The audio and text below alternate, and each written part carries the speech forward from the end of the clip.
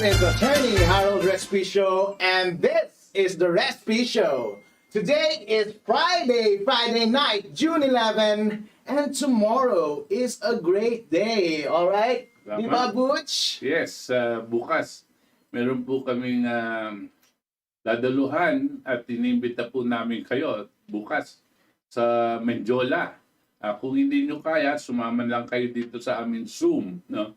Ilalagay po natin mamaya ang Zoom link nito. Yeah. Ano po, bakit bukas? Bukas is araw ng kalayaan. Yeah. Our Independence Day. Okay. Tell me about our Independence Day, Butch. Well, June 12 is our Independence Day. Dito yung nadeklara ng independent ng Philippines dati, ang Philippine government dati during the, well, as a declaration against the Spanish colonization. Right. At si General Aguinaldo ang ating namumuno noon. No? At yun, June 12 was the day in 1897, I think, 1897. Now, after that, pag buwan natin ng independence sa Spaniards, nandun din sumunod-sunod agad-agad ang gera nila laban naman sa Amerikano. Kasi yung Amerikano gusto din tayong sakupin. Kakasakop lang po nila ang Pilipinas na itong mga Spaniards for about 400 years. Then America wanted to take us over also as a colony. And so there was a Spanish-American War. At tayo ang pinag-aawayan. Pero tayo, nakikilaban tayo, laban sa Spaniards. Tapos, kala natin, nagpapatulong sa atin yung mga Amerikano na labanan ng mga Spaniards. Pero ang nakakatuwa, habang lumalaban tayo, kasi tayong sinusubo ng mga kano nakikipag-deal na sila dito sa Spaniards. Ano yung deal na yun? Binenta tayo ng Spaniards ng $20 million. Alright. Butch, ikaw ang chairman ng KDP, ang fastest growing political party sa Pilipinas. Ano ang relevance ng June 12 sa inyong party? Well, sa amin, talagang we internalize this whole idea of freedom. No? Alam nyo tayo, we call ourselves independent. For how many years now? How many decades now have we been calling ourselves Philippine independent country? No? But in reality, we are not. No? Why? Because there was always been interest, foreign interest, economic interest, or political interest that have been taking us over. Ang nakakalungkot, pati na yung mga liderato natin na bumibigay dito sa mga foreign interest. At para lang mailuklok sila na presidente o leader. No? Iisa lang po ang naalala ko talagang medyo hindi sumunod dito sa kagustuhan ng mga Amerikano. Itong si Ferdinand Marcos. Dahil dito, gumawa sila ng paraan para tanggalin si Marcos. No? Di ko naman sinasabi na ganyan din naman yung anak niya. Hindi natin sinasabi yan dahil hindi ako namumulitika tungkol dyan. No? Pero ito talagang nangyari. No? Ngayon, yung sumunod sa kanya, halos lahat sila hawak ng kano. No?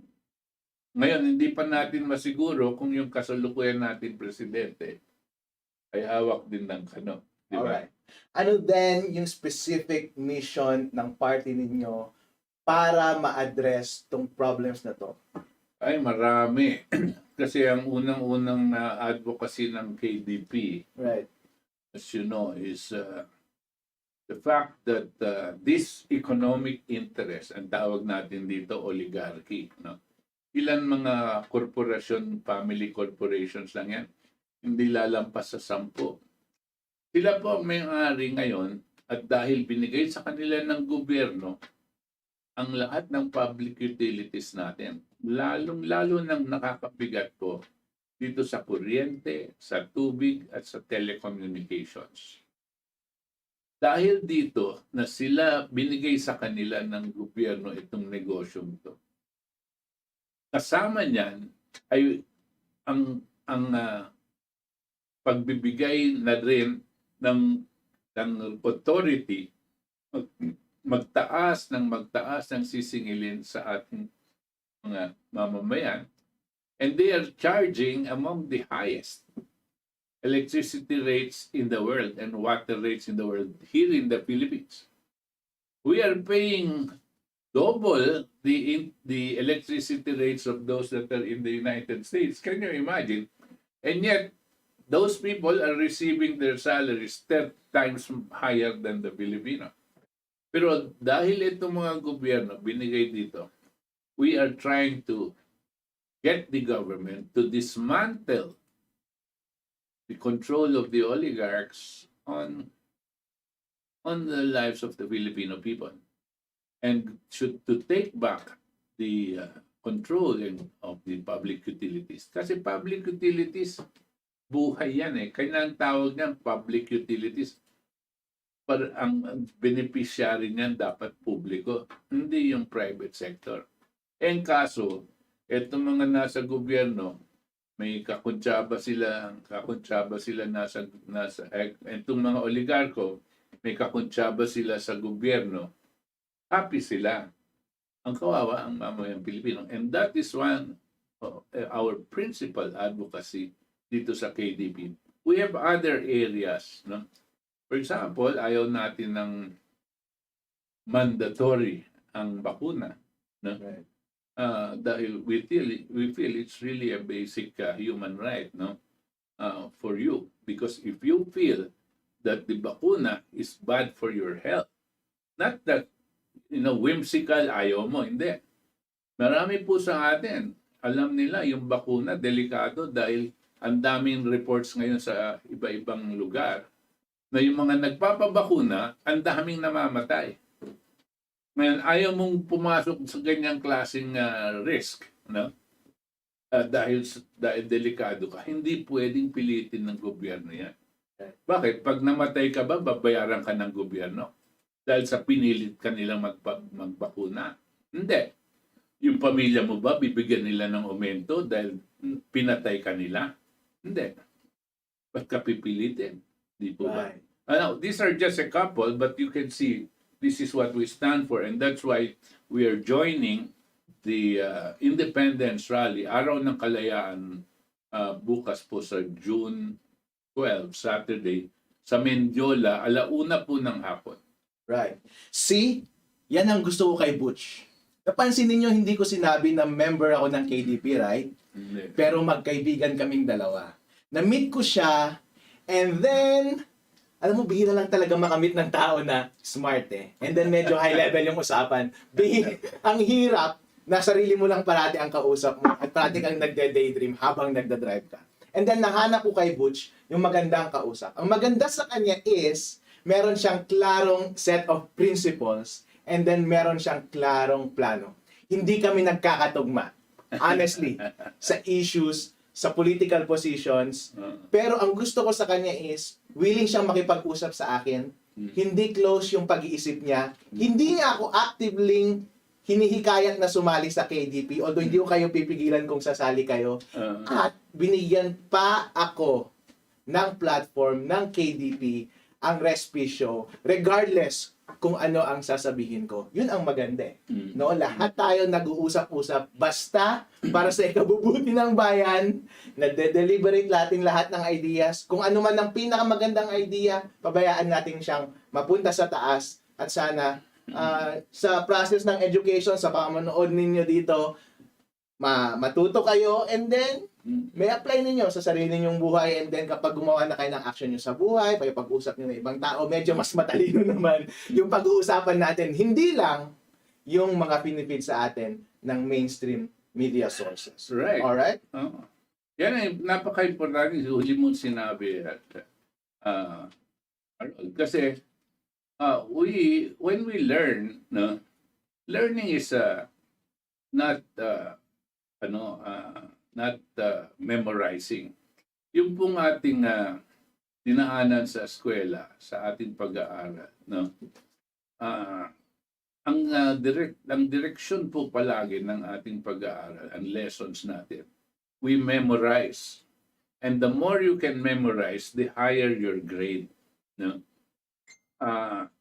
Alam niyo po, maski any parrot or monkey or dog can memorize, no? But we, instead of being taught what to think, dapat tayo will be taught how to think so that we can discover the truth. Kasi not normal po sa atin makadiscover ng katotohanan. Di ba po? So we must learn how to think. Kanya po yung sinasabi mo, Arot, kung di kita pinapwersa, ganyan-ganyan. But isa-share ko sa iyo yung konting kaalaman ko. So, that's not gospel truth, no? Nasa iyo na yun to discover whether what I'm saying and sharing, no, helps you in discovering truth. You don't have to memorize anything that we say, and I keep on mentioning these things. No? When I am sharing information with people, one of the last things I say is, try to discover it yourself. Research. Hanapin nyo. I-validate nyo yung sinasabi ko. I-challenge nyo. Right. No? Something Kaya dapat. exercise yun. No? Di ba sabi niyo yung mga boyfriend at girlfriend ninyo, hinahanap ninyo, gusto ko yung may intellectual capability kasi hindi niya ako katapat intellectually. Baby na lang kayo ng baby. Pero masarap kapag intellectually challenged ka. Di ba? Yeah. Not intellectually challenged na deficient. Yung may nag-challenge ka intellectually. Baka pag masyadong bright ang girlfriend mo, pagsisi ka, hindi ka na lusot. Kung buya ko compare sa girlfriend ko, parang tang Diyosa. Okay. Very good. Alright. Kaya nga kagabi, Butch, nag-iisip pa. Kagabi o no, isang gabi nag-iisip ako ng topic. Maraming pwedeng pag-usapan about law actually, Butch. Right. Pero araw-araw ko na lang, parati law na lang parati. And then iniisip ko, ano kaya pwedeng pag-usapan? And then sabi ko, this time gusto kong pag-usapan yung na-enjoy kong pag-isipan. Right. So kung ano yung nag-u-occur sa utak ko habang nagda-drive ako, every time na makita ka ng pulis, makarinig ka ng news sa radyo, mapanood mo sa TV, mapapaisip ka paano ba dapat gawin ito? May makita kang pagkakamali, paano ba dapat ginawa ito? Yun. And then marami nang lalabas na tanong sa'yo. And then medyo political ka na mag-isip, medyo may advocacy ka na. Pero ang sarap ng feeling yun, para yung exercise sa utak. Hindi ibig sabihin na gagawa ka ng hakbang, pero masarap siyang exercise sa utak. Feeling matalino ka na, in other words. Alright. So ang pag-uusapan natin ngayon ay about pera. Look at my name. I'm also a CPA besides a lawyer. Yeah. So I can speak about money. And Butch is a CPA as well. So ang ganda ng tandem natin. He was the managing partner of the largest auditing firm in the late 80s and early 90s. Right?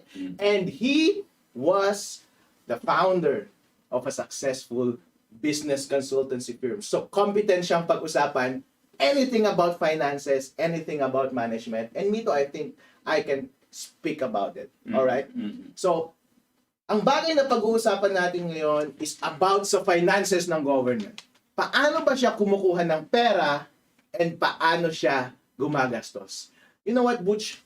Sa media, and then kahit saan ka maghanap, kahit sa mga libro, bihira lang i-discuss yung topic na paano kumuha ng pera o maggastos ng pera ang gobyerno on the whole. Yung parang bird's eye view level. May nagkokomento about sa budget ng department na ito. May nagkokomento about sa value-added tax. Pero walang nagdi-discuss ng buong financial statements, financials ng gobyerno.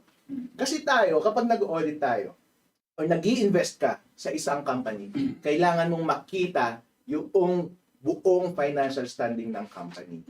Para makita mo kung maayos ba yung management or uunlad ba itong company na to or pabagsak na itong company na to.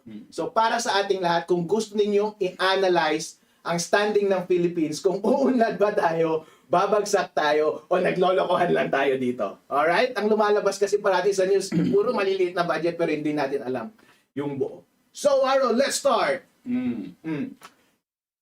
Ang gobyerno natin, parang tao rin. Ikaw, tao ka. Pagdating mo sa bahay, meron kang kita at meron kang gagastusan. Yung anak mo, tao rin. May kita din yung allowance niya and then may gagastusin. Ganon din ang gobyerno. Sabi ng konstitusyon, ang gobyerno ay isang corporate entity. Anong ibig sabihin ng isang corporate entity? Artificial na tao. Pwede siyang magmay-ari ng mga assets at pwede rin siyang magkaroon ng utang, pwede siyang kumita, at pwede siyang gumastos. Isipin nyo para siyang tao. So, alin itong artificial entity na to? Alin ang corporate entity na to? Tawagin na lang natin siyang national government. Alright? National government. Isipin niyo ang national government ay yung Congress, kasama na dyan yung Philippine Executive Department, kasama din yung judiciary. Isipin niyo isang malaking korporasyon yan na tumatakbo. At ang negosyo niya ay i-manage ang Pilipinas. I-manage tayo. And in exchange, paano siya kumita? Maniningil siya ng tax sa atin. Alright? Kaya pa? Kaya pa? Okay. So, paano kumikita ang national government, yung tao na yan? Isipin mo, isa yung tricycle driver. Isa yung tindahan, may-ari ng tindahan, or isa siyang empleyado sa isang kumpanya. May source ka ng kita. Isang empleyado, ang kita niya ay ang kanyang sweldo. Ang tindera, yung bayad sa ng mga bumili. Ang tricycle driver, yung mga binayad na pasahe. Ang gobyerno, ang kita ng gobyerno ay taxes. Taxes. Doon kumikita ang gobyerno, taxes. Buwis. Buwis, right. Ikaw, tanungin mo sa sarili mo, nagbabayad ba ako ng buwis? Oo. Ito, yung isang klase ng buwis, value-added tax. Try mo bumili sa SM, tignan mo yung resibo mo. May nakalagay, value-added tax. Yun, pupunta yun sa gobyerno. Ikaw, yung sweldo mo, nababawasan ba yun buwan-buwan ng withholding tax on compensation? Yun, income tax yun para sa gobyerno. Kung may-ari ka ng kumpanya na malaki, magbabayad ka sa kita mo, income tax din para sa gobyerno. Yung mga maliit na tindahan dyan, tsaka yung mga tricycle, tsaka yung magsasaka, actually dapat kayo magbayad ng income tax. Pero pabayaan nyo na. Hindi naman kayo usually nagbabayad. Pero okay lang, okay lang. Isipin nyo na lang, nagbabayad din kayo ng value-added tax sa mga inventory nyo. Alright? Sa mga gasolina ninyo, nagbabayad din kayo ng value-added tax. Yung isang source pa is excise tax. Yun yung mga tax sa mga bisyo. Kapag umiinom ka ng soft drinks, bisyo yan. Kapag nagsusugal ka, bisyo yan. Kapag nagyoyosi ka, bisyo yan. Kapag umiinom ka, bisyo yan, merong tinatawag na excise tax. At binabayaran yun ng mga kumpanya na nag-i-import or nagmamanufacture ng mga produktong iyon. Diba? Ang daming tax. Lahat na lang, bawat hinga mo. Ang sarap maging gobyerno, ang laki ng kita. Ano pa yung isang tax? Ang isang tax is, di ba narinig nyo na yung Bureau of Internal Revenue, yun yung nangongolek ng tax internal sa loob ng Pilipinas. Yung isa is Bureau of Customs. Kapag narinig nyo yung Bureau of Customs, di ba imported? Yun, galing sa ibang bansa. Dadaan sa customs. Ang tawag sa tax na yon ay tariff. Tariff. Depende sa produkto na i-import, may babayaran na tariff. Around 6%. Around 6%. Yun yung mga kitaan ng mga gobyerno. Di ba? Ang laking pira. Tanong nyo sa akin, magkano yung kinikita niya na revenue per year, ibig sabihin tax revenue sa collection niya? Around 2 trillion pesos. Around 2 trillion pesos. Ang laki, di ba? Pero hindi mo alam kung saan mo i-compare yung 2 trillion. Around malaki ba yan o maliit? Actually, maliit. Kasi ang budget natin ay around 4 billion. In other words, nangolekta ako ng 2 trillion, pero ang gagastusin ko ay 4 billion. Paano nangyari yun, Harold? Paano nangyari? Ganun din sa bahay, di ba?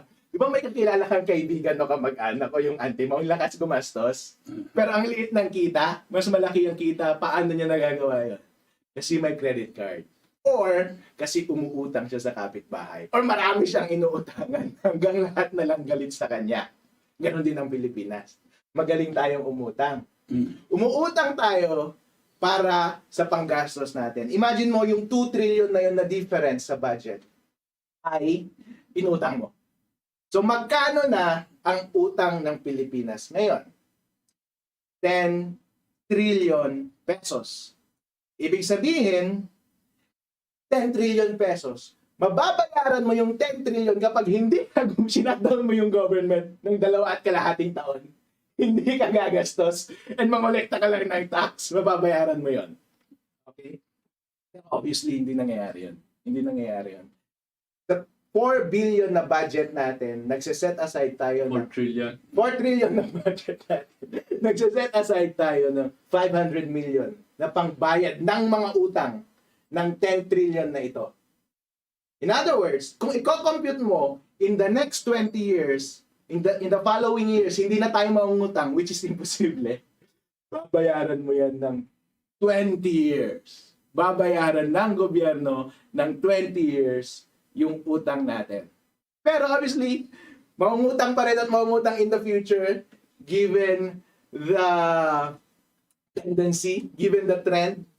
And I would think na future generations will still spend for the current and future debts. Alright. Diba?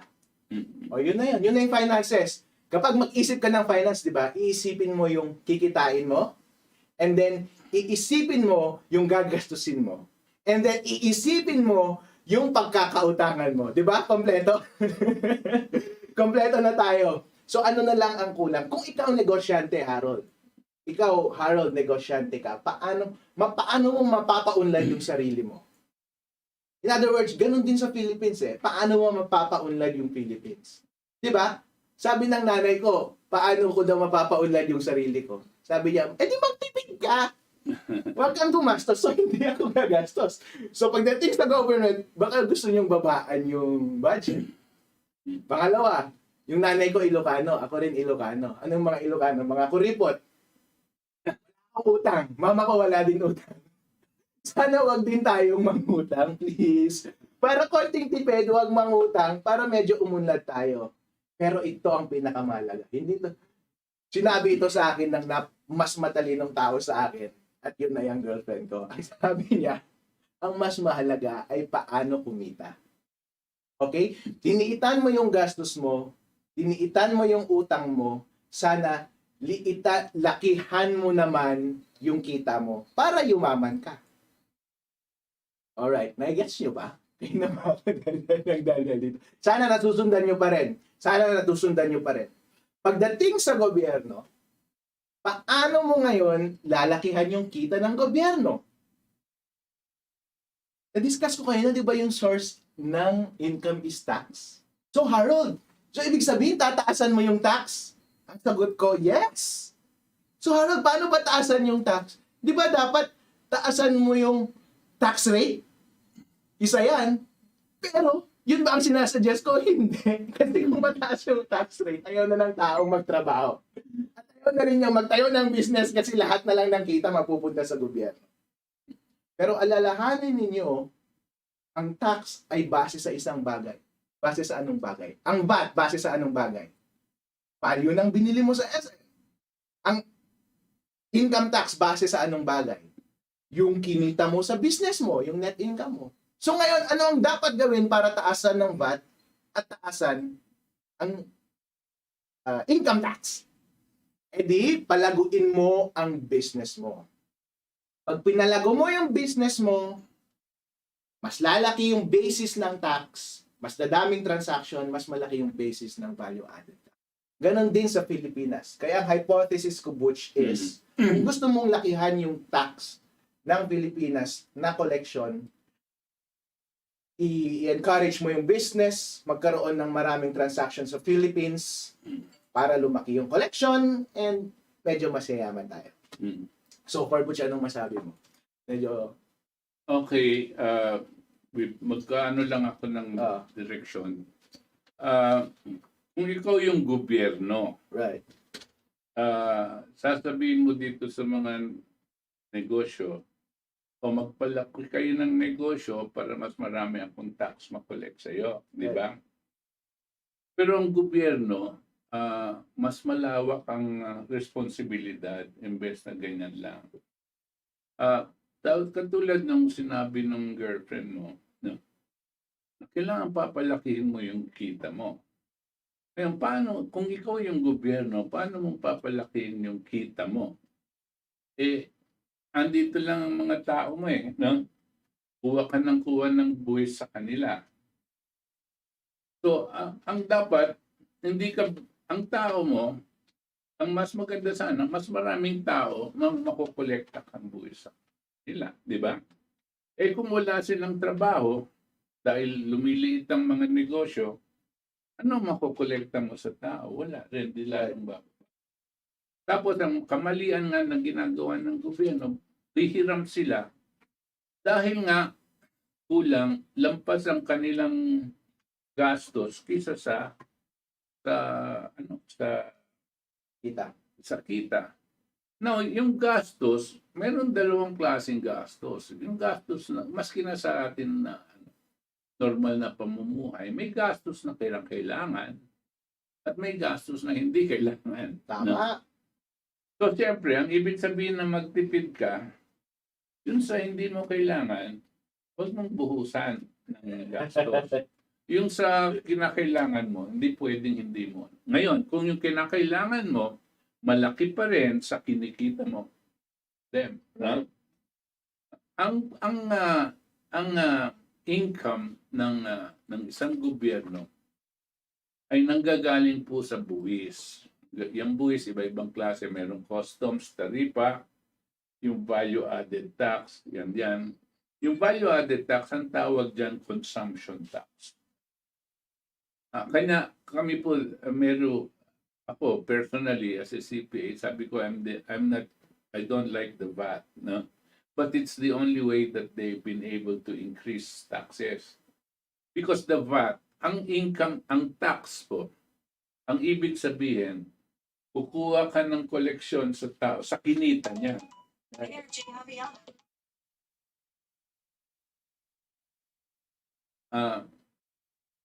Tensya na kayo, nasa era ko, ha?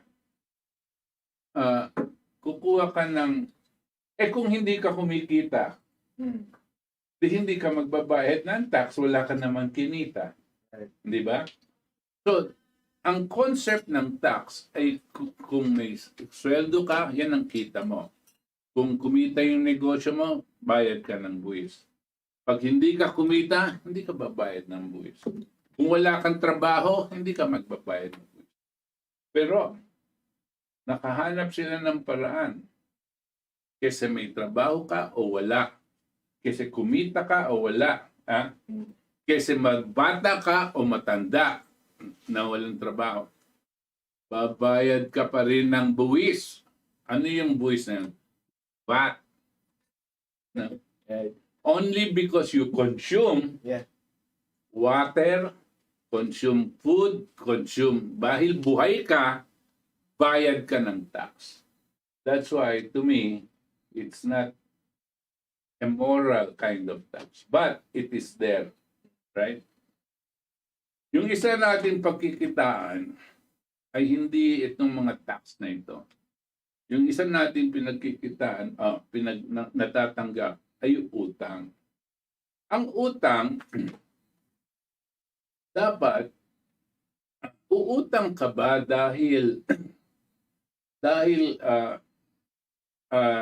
ang damit mo ay 3 lang at gusto mong gawin 5, no? Uutang ka ba nun?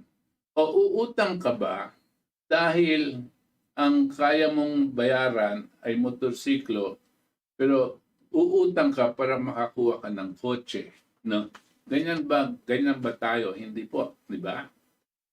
Ang ating pag-uutangan dapat makaka-improve sa ating pangangailangan, no? Anong kailangan natin? Mag-increase ka ng revenues, no? Paano ka ngayon mag-increase ng revenues? Utang. Ang utang, tinatawag dito are long-term debts. Uutang ka sa labas para mabigyan ka ng pangtayo ng isang factory. No? Yung factory yun, mapapaandar mo, kikita ka. Magbibigay ka ng trabaho, yung mga tao, madadagdagan ng trabaho, babayad sila ng buwis. Yung kumpanya mo, kikita, babayad ka ng buwis. So anong nangyari? Yung factory na inutang mo, ang siyang kumikita ngayon. At binabayad din yung utang. So what do we mean? The government has to borrow for what you call infrastructure. Infrastructure. Ano yung infrastructure? Ikaw malaking gobyerno ka. Hindi ka naman umuutang para sa factory. Kasi negosyante ang umuutang para sa factory. Ang uutangin mo ngayon ay anong infrastructure? Kuryente, tubig, mga importante yan. Panggawa ng mga bridges and so on and so forth, telecommunication. No? Yun ang uutangan mo. Ang pag inutang mo yan sa government to government, matagalan yan. No? This is what do you call this long-term debt? You call them investments. So, pag meron kang nautang, ipinapasok mo sa isang asset that will produce other assets. Na? So, yun mapapalaki mo. Ang talagang nagpapalaki ng isang ekonomiya ay ang pag-invest ng isang gobyerno sa infrastructure. Kasi yung infrastructure na yun, ang siyang manganganak ng iba-ibang factories. No? At yun ang nangyayari. Pag ang gobyerno mo hindi marunong, no? At uutang lang sila para lang mangurakot, at ayaw nilang pumasok dito sa utang na long-term debt, at bahala, ang gusto nila, utang ka ngayon, bahala ng susunod na administration. Dapat tanggalin mo yun. Yeah, Butch, para masakit yun sa loob. Kasi kapag sa private sector, kapag maglalabas ka ng bonds and debentures, kama corporate, dapat i-approve yan ng stockholders eh. Right. Kasi ang masakit doon, hindi pwedeng yung CEO mo biglang maungutang na ang laki-laki tapos magiging utang nyo lang. Uy, wait, teka lang. Amin yung kampanya, bakit ka mangutang ng ganyang kalaki? Ganun ang nangyayari sa gobyerno natin. Utang ng utang, wala naman tayong approval. Although, kunwari meron galing sa Congress. Pero, pero wala pa rin effective na approval galing sa taong bayan. But the important thing here is whatever you borrow should be used as an investment. Right. No? Hindi yung umutang ka para masweldoan lang si Polano de Tal. No? That's called an operating expense. No? Tapos wala kang pambayad, Yeah. di ba? Pero kung uutang ka as an investment, meron kang pambayad. Yeah. I like the point, Butch. Ang galing mo mag-explain ng consumption versus investment.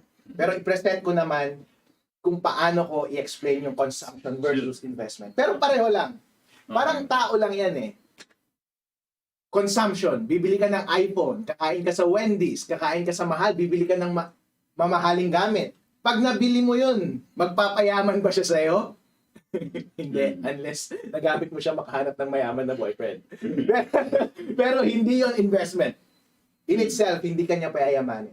Pero bumili ka ng tricycle o nag-set up ka ng sari-sari store mo, gastos yon. Pero pampayaman ba yon? Posible. Oo, actually, kapag naging successful ka. Ang tawag doon ay investment. Nag-invest ka ng pera para palaguhin mo.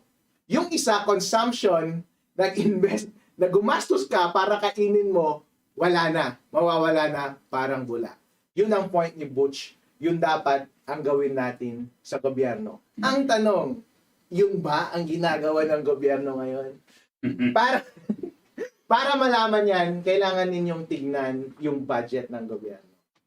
Kung gusto niyo pag-aralan yung budget ng gobyerno at may pasensya kayo, titingnan niyo yung General Appropriations Act Pinapasa yan 1 year and then parang financial statement yan na sobrang laki. Pero kung accountant ka, mapagtali mo lahat yon. Kung mapapansin mo, tinignan ko kanina yung General Appropriations Act. Pina-research ko sa Paralegal. Patignan mo yung General Appropriations Act. Naubos yung 2 oras ko sa kakabasa. Pero itong nabanggit ko, Butch, tama ka. Ang laki na, compare, ito sa accounting merong concept na capital outlays. Capital expenditure ang tawag sa corporate. And then merong tinatawag na operational outlays. Yun yung mga consumption na tinatawag. Yun yung pampasweldo mo ng tao kasi hindi na investment yan, hindi na yan babalik sa'yo. Pambayad mo ng kuryente, pampasweldo ng tao, tino yung budget, pampasweldo ng tao. Ang daming ganon dun sa budget natin. Tapos tingnan mo yung capital outlay. Ano bang ibig sabihin nun? Yun yung gagastusan mo na sana in the future may balik. Halimbawa, kung gusto mong investment may balik Halimbawa, kung gusto mong mag-build ng highway o farm to market road siguro o bridges o mag-repair ng road, ibig sabihin, yung mga nagta-transport ng mga goods, mas mapapadali, dumadami ang magta-transport, mas madaming business, therefore mas maraming tax. Yun ang tinatawag na investment. Ngayon, i-compare mo yung investment and consumption sa General Appropriations Act. Ang liit ng porsyento. Pero bigyan kita ng, ang liit ng porsyento, actually, medyo substantial din, pero sana mas malaki. Tingnan natin sa General Appropriations Act this year, yung DPWH, karamihan ng capital outlay nasa DPWH. Kasi pang-build nila ng roads, actually yun lang naman ang ginagawa, pang-build ng roads or pang ano ng tren, relays ng tren. Sana gawa rin na rin sila ng national network. Something about internet, yung mga tipong ganon. Pero, yun yung pinagkakagastusan ng DPWH, yun ang pinakamalaking budget. Ang budget niya around $500 million. So that is about 5/8, 5/4, so mga around 20% ng budget natin. Ang iniisip ko, sana mas malaking capital outlay para mas malaking investment natin in the future. Kasi mapapansin mo yung ibang side ng General Appropriations Act. Basahin ninyo, puro operation, puro management expense, puro maintenance expense. As if na-maintain yung mga government offices natin kasi puro dilapidated. Yung hospital na pinupuntahan ni Mama sa provincial hospital, nakapunta na ako doon. Mama, sorry. Parang hindi na, after ng construction, parang hindi na na-repair. Parang hindi na nag-improve. So, saan napupunta yung mga repair and operating expense? Pero, napupunta, I think, sa tao. Magaling magpasweldo yung... Mabait yung gobyerno magpasweldo ng tao. Magaling siyang magbigay ng trabaho sa mga Pilipino, I think. Kaya ang laki ng gastos niya pagdating sa personnel.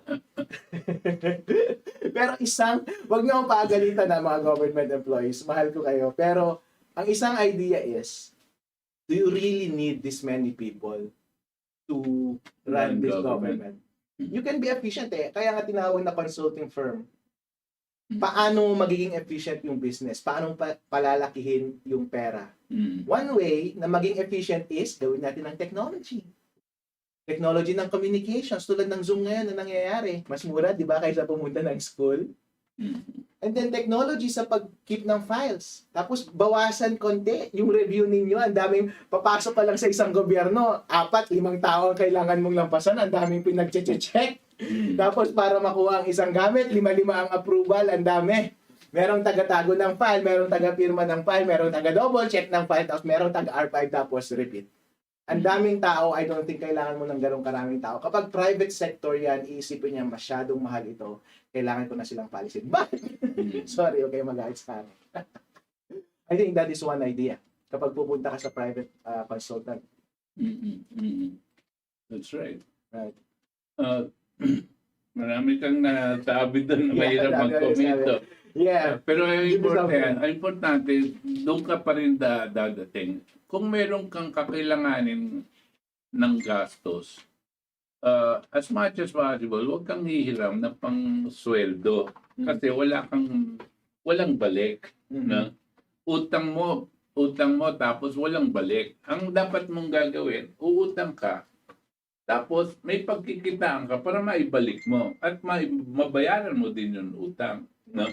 Ang nangyayari sa atin ay kabaliktaran. No?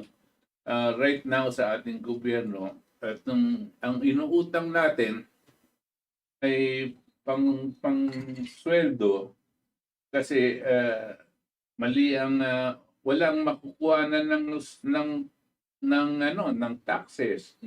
Wala kang kasi shutdown ka, lockdown ka, walang kumukonsumo, walang kumikita, no? So ang kakulangan mo, uutangin mo tapos magbibigay ka ng ayuda, no? 'Yun ang nangyayari sa atin. Pero kung sana mas mahusay ang kanilang pag-iisip dito sa mga namamahala, no? Ah, ang importante, huwag kayong magsha-shutdown ng negosyo, no?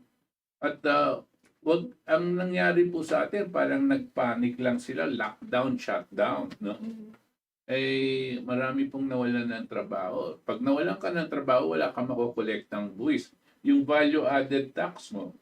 Pero mo ilan milyon ang nawalan ng trabaho, no? Lahat 'yon nagbabayad ng value added tax araw-araw. Sa lahat ng bibili nila, tubig, pagkain, value added tax na koleksyon 'yon. Nawala, Yeah. no? Alright.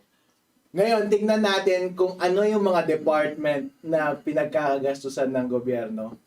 Pina-search ko ulit yung paralegal. Tingnan mo nga lahat ng departments, bilangin mo. Sabi niya, sir, hundreds. Imagine, hundreds ang offices and agencies na kailangan mong i-manage. And bawat isa sa mga yon ay iba't iba ang activity. Buti sana kung Jollibee yan lahat ng branches pare-pareho. Pag manage ka, pare-pareho lang, bibigyan mo sila ng budget, pare-pareho ang report. Ito, ang daming offices, ang daming agencies, ang hirap i-monitor. Pero tingnan natin, sabi ko sa kanya, hey girl, mag-prepare ka nga ng list ng mga sa tingin mo interesting na agencies na yan, and then yung corresponding budget nila. Okay, so sinendan niya ako ng email. Ang title, ang subject ng email niya ay sketchy departments. Ting, ting, ting, ting, ting, ting, ting. Sketchy departments. All right. We have Philippine Coconut Authority. What do they do, Butch? You know. Well, it was called Philippine Coconut Authority because this agency was supposed to rationalize our coconut industry, no? The coconut industry, ang coconut farmers natin, even as early as mga 1970s, were already over 1 million. That's over 1 million families, no? So it was big enough for them to be, government must make sure that they are not placed in a bad light or that they are earning enough, no, so that they can have a good living, no. So yung Philippine Coconut Authority, pumasok yan para ma-rationalize yan. Ito yung coconut, ito gagawin natin copra, tapos may bebenta natin sa labas, no? Okay. Yan yung authority that was supposed to be regulating that agency, that industry. Okay, if you are a coconut farmer or coconut dealer, do you need a license from the government, from this authority? Well, I said, if you're doing business, yes. Yeah. Not from the authority anymore, no? Yeah. Because in the industry-wide ang coconut authority. Pero ikaw, pag gusto mo lang mag-deal sa copra yan di ba? Hindi lang yung buko, yung papatuyuin mo pa yung laman ng buko into copra at yun ang ginagawa nilang langis. Wait, yeah, that's nice. And to do all this, the government set a budget for Philippine Coconut Authority at ding ding ding 1.2 billion pesos. Okay? 1.2 billion pesos. And we also have the Philippine Space Agency. Narinig niyo na ba yon? Parang kailan lang during Trump administration last year, nag-set up siya ng parang Space Force. And then yung mga tao doon naloka sila, bakit magkakaroon ng Space Force? And then dito sa Philippines, meron palang Philippine Space Agency. Ano ba to? Para i-develop yung armed forces natin or para mag-research para i-develop yung technology natin? Research doon sa outer space kasi parang wala naman tayong pinapadala sa satellite doon or wala naman tayong rocket projects dito eh. I think yun. And the budget is 300 million pesos. It's nice. But Laki-laki na. we also have a Philippine Carabao Center. Philippine Carabao Center. Ito ang sabing title. For the modernization of Carabaos. Research sa species ng Carabao. Ang ating national symbol. The budget is 600 million pesos. Oh, that's nice. That's generous. Para mag-study ng dudo ng Carabao and milk ng Carabao, you have 600 million pesos. Let me explain these things lang. Yung Carabao, what I remember was a law that was passed by Senator Joseph Estrada. Okay? And they called it the Carabao Law. No? When this was passed, he was actually made fun of because he's such a simple guy, coming out with Carabao. But in reality, he, and I perceived it to be such, this guy had the most logical thing to do. You know, the Philippines imports milk. Right. We import it in powder form and then dilute it and we sell it. We were not producing milk. We used to have a Philippine dairy industry during Marcos' time. But this was scuttled by subsequent governments, the Corazon Aquino and all of that.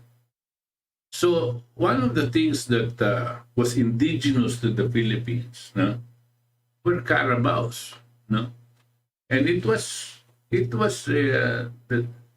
considered by, since it's very Filipino, and the Carabaos are acclimated to our, and it became the direction of the law for us to develop a dairy industry using Carabaos. Yeah. Okay, mind you, our Carabaos milk is much more nutritious than cow's milk.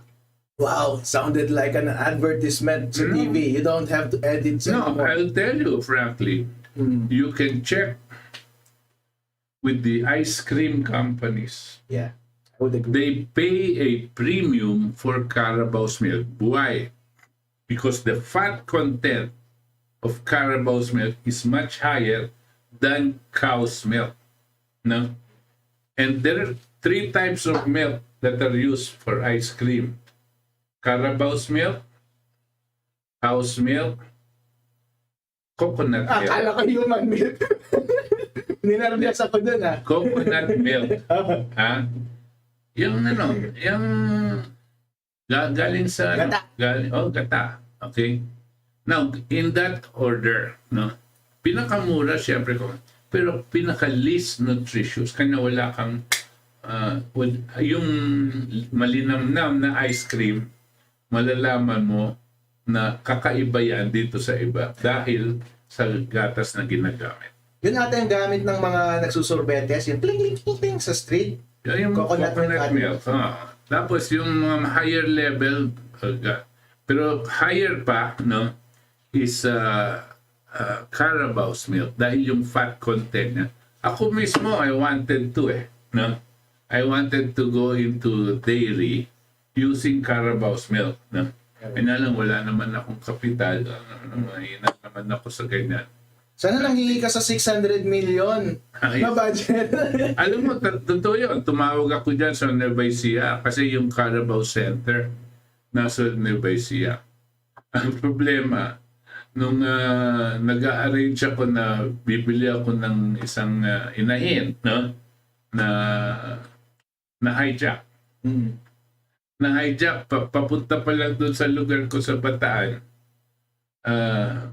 dumaan sa may dinaanan, hindi ko alam kung saan. Pero taga-gobyerno din. Pinalitan yung karabaw ko na para talagang sa gatas. Pinalitan ng ibang kalabaw na hindi malakas sa gatas. Malakas mag-produce ng gatas. Well, this happens. But the thing is, the idea about the Carabao.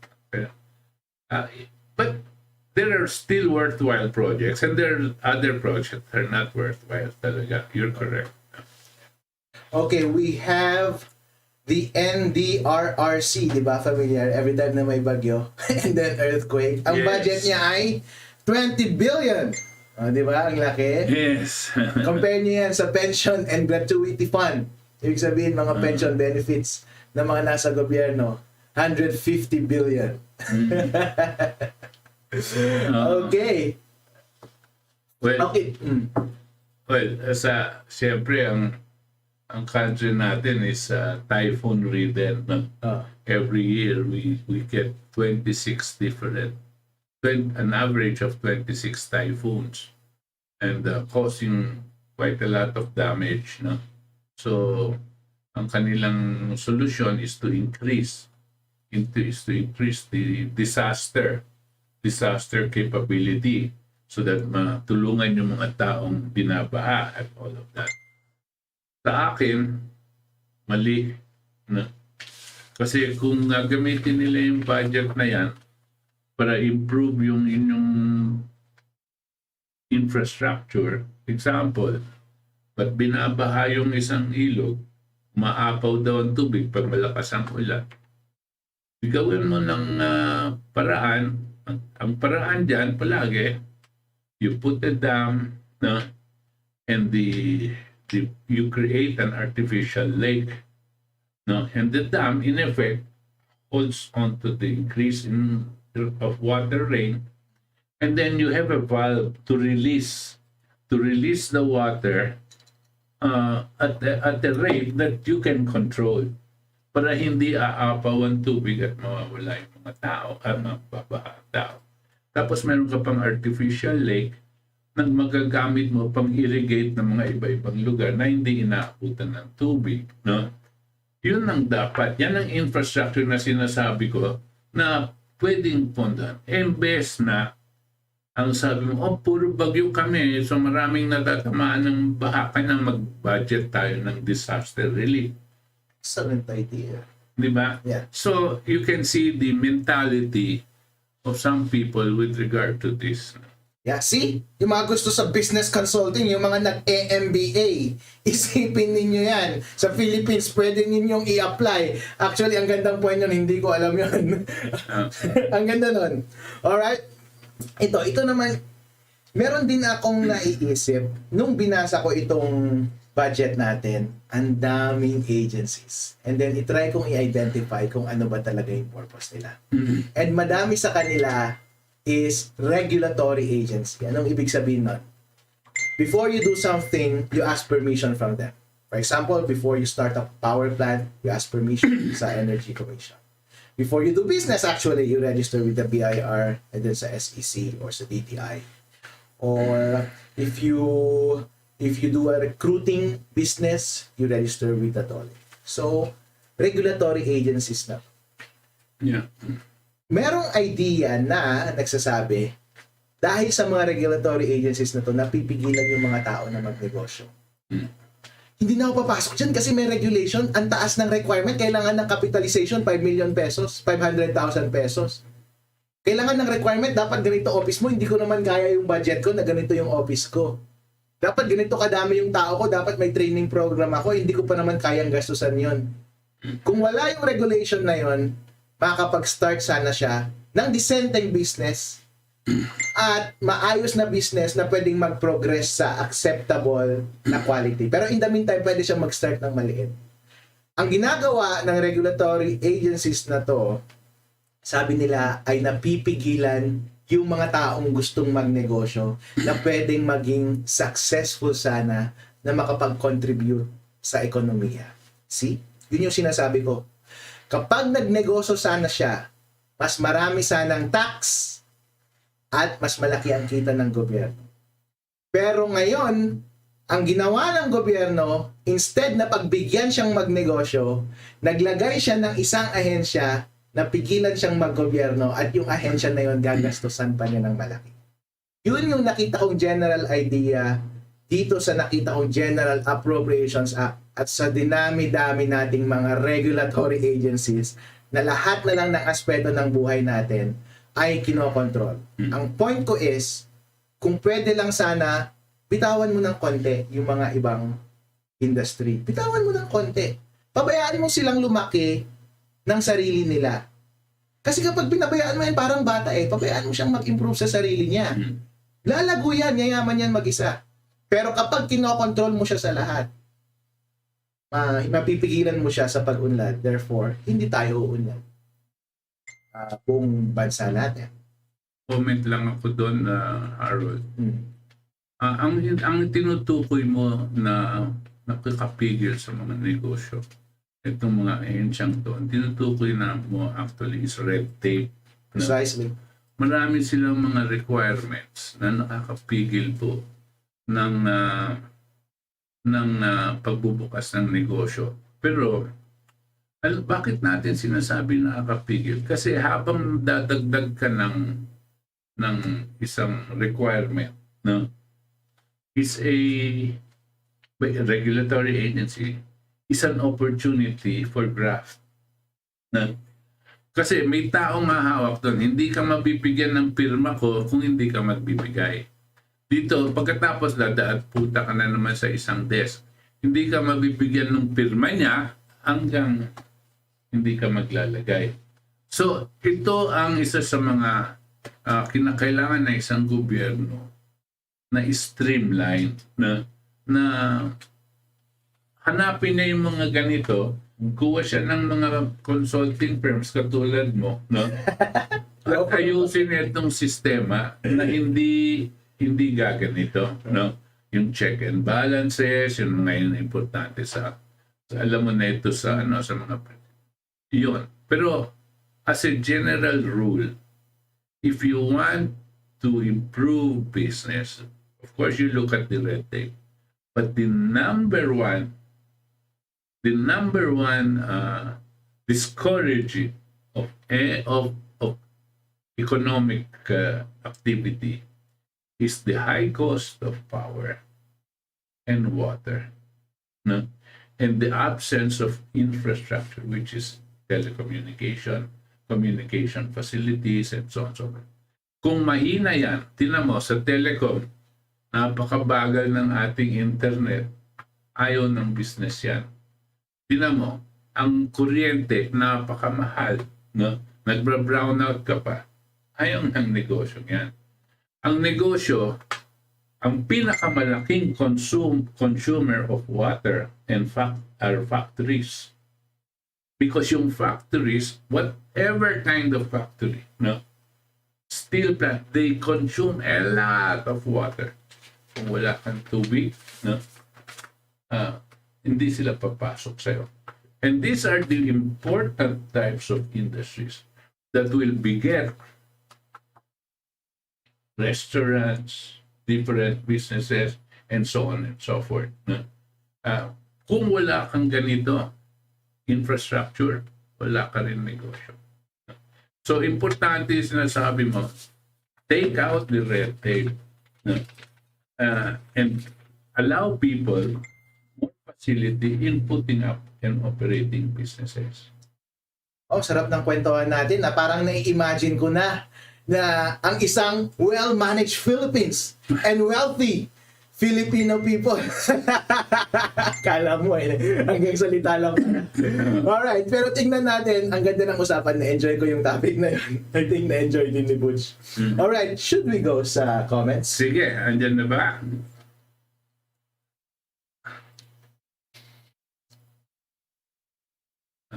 Okay. Alright. Ray G. Maloloy on Avenido. Good evening po, Sir Butch, Attorney Harold Respishow. Betchay, hey girl.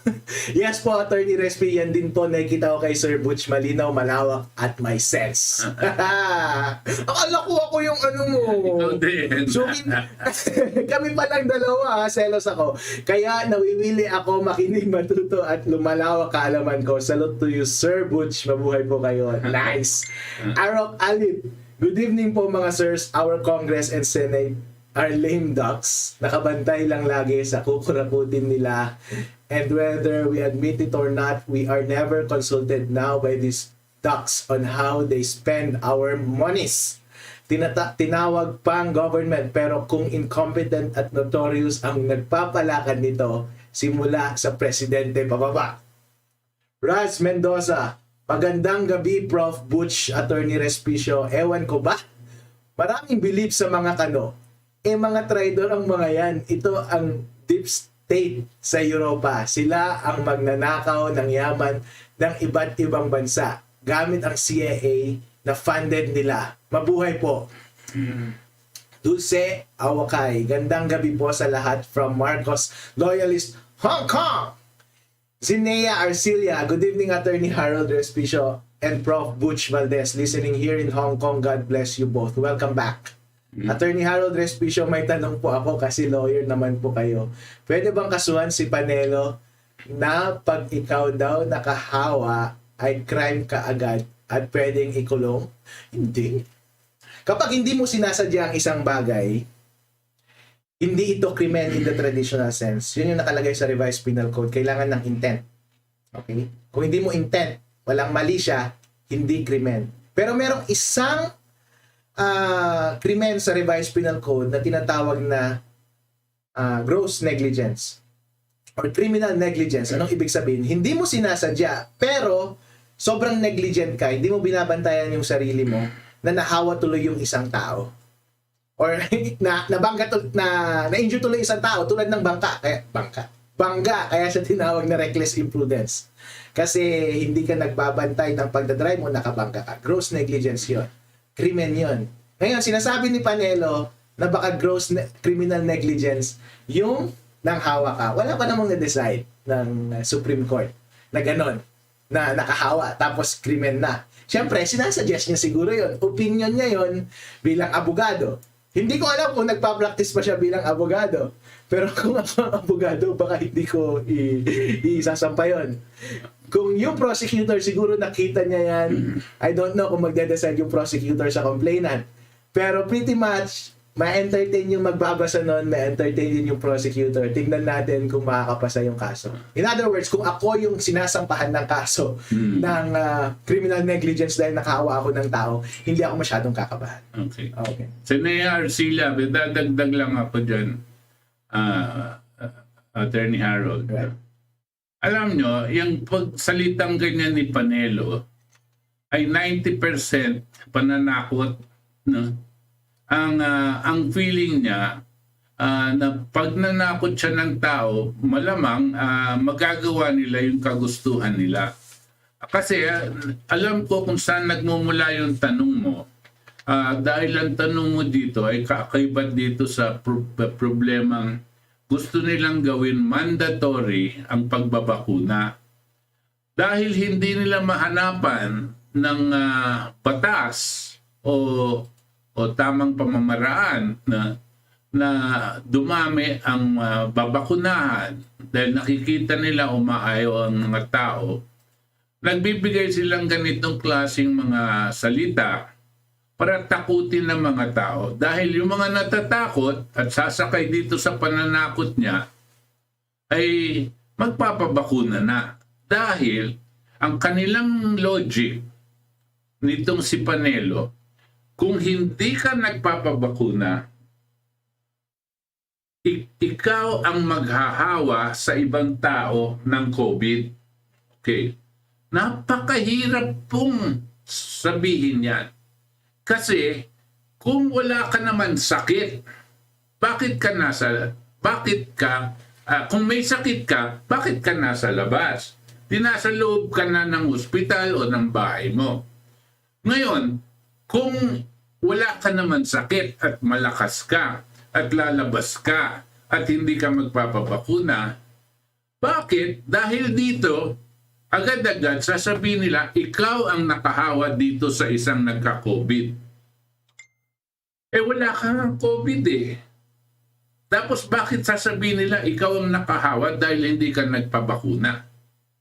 Medyo malayong-malayo yung ganyang klaseng pananalita.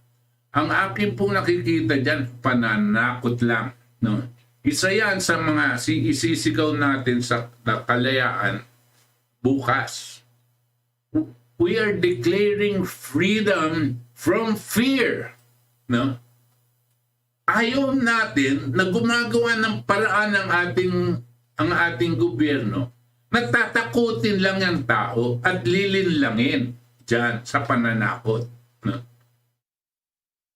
Meron pong isang magaling na tao noon. Ang sinabi niya, the only thing to fear is fear itself. No? Huwag tayong basta-basta matatakot. Tandaan niyo po, meron kayong karapatan. Ito po sinabi ni Attorney Harold. Walang batas. Yan. Ang example na binigay po, reckless imprudence.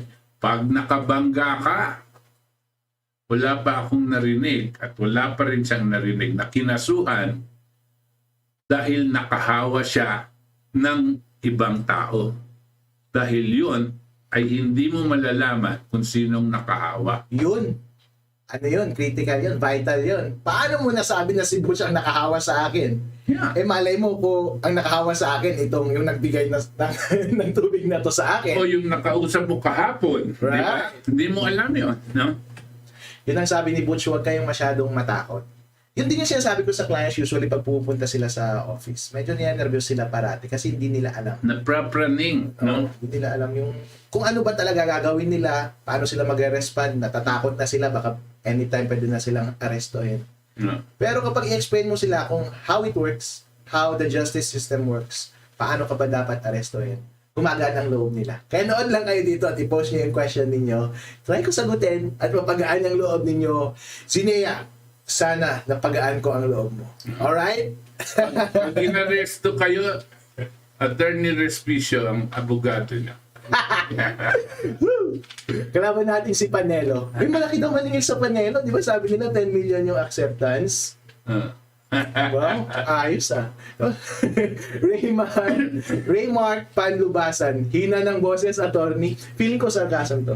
Hina ng boses. Sabi ng kaibigan ko kasi 3 weeks ago, ang lakas daw ng boses ko, ba't ko daw sinisigawan yung mic? Okay lang yan. Pilo Sopo. Hi, Attorney Harold from CMSH with Doc Evelyn Respicio. Keep safe always, Attorney Hart from Saranay, Cabatuan, Isabela. Yeah, CMSH. Sa hospital si Mama, nasa hospital siya ulit. Nanonood siya, and then hinikayat niya siguro yung mga nasa emergency room na madood din, di ba? Stage mom. Ma, yung tapang kalabaw, di ko pa pinapadala. Sabi ko, 5 kilos, ibig ko kay Butch yung lahat. Masarap na yan. Sabi ko, iluto niya na kasi baka mapanis kapag pinadala. Okay. Maraming salamat po. Mabuhay po kayo. Di ba?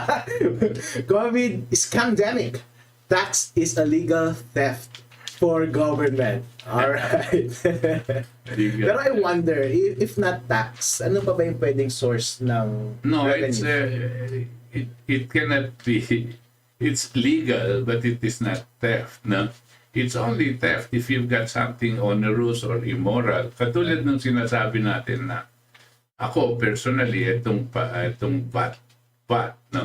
Kasi even as a CPA, alam natin, ang nagbabayad ng buwis, yun lang kumikita at yung may trabaho. Right. Nung wala kang trabaho, bata ka pa, minor de edad, ba't ka magbabayad ng buwis?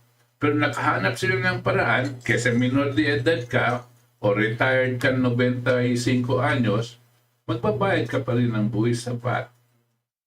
No? Yeah. So all Filipinos, all people, no, as long as you're alive, you are paying taxes. Tama ka, Sir Butch, kung saan na tayo?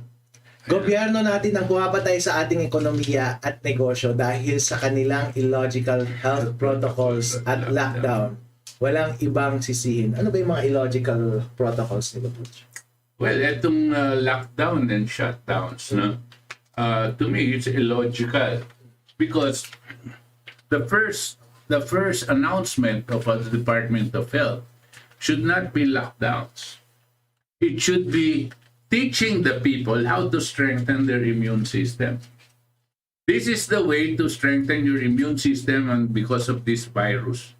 Drink a lot of vitamin C, drink this, do that, get sunlight because yan ang unang-una dapat nilang ituro.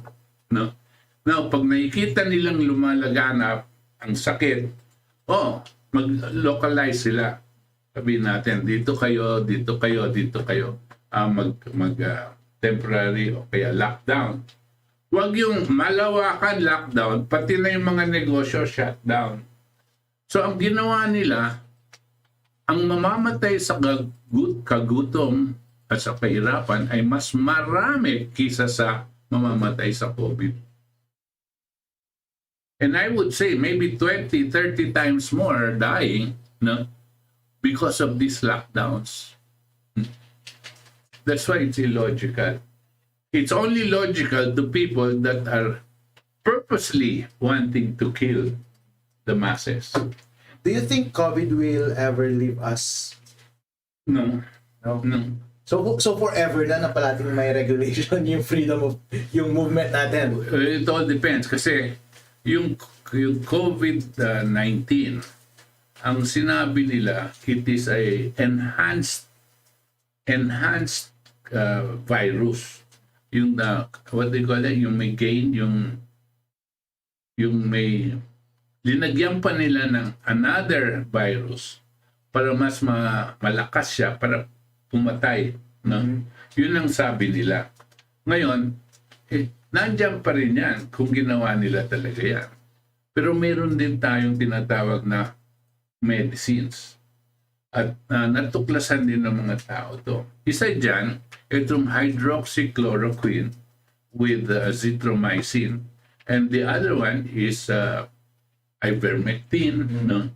These are proven to be prophylactic and curative na ayaw ng Department of Health gamitin ng tao.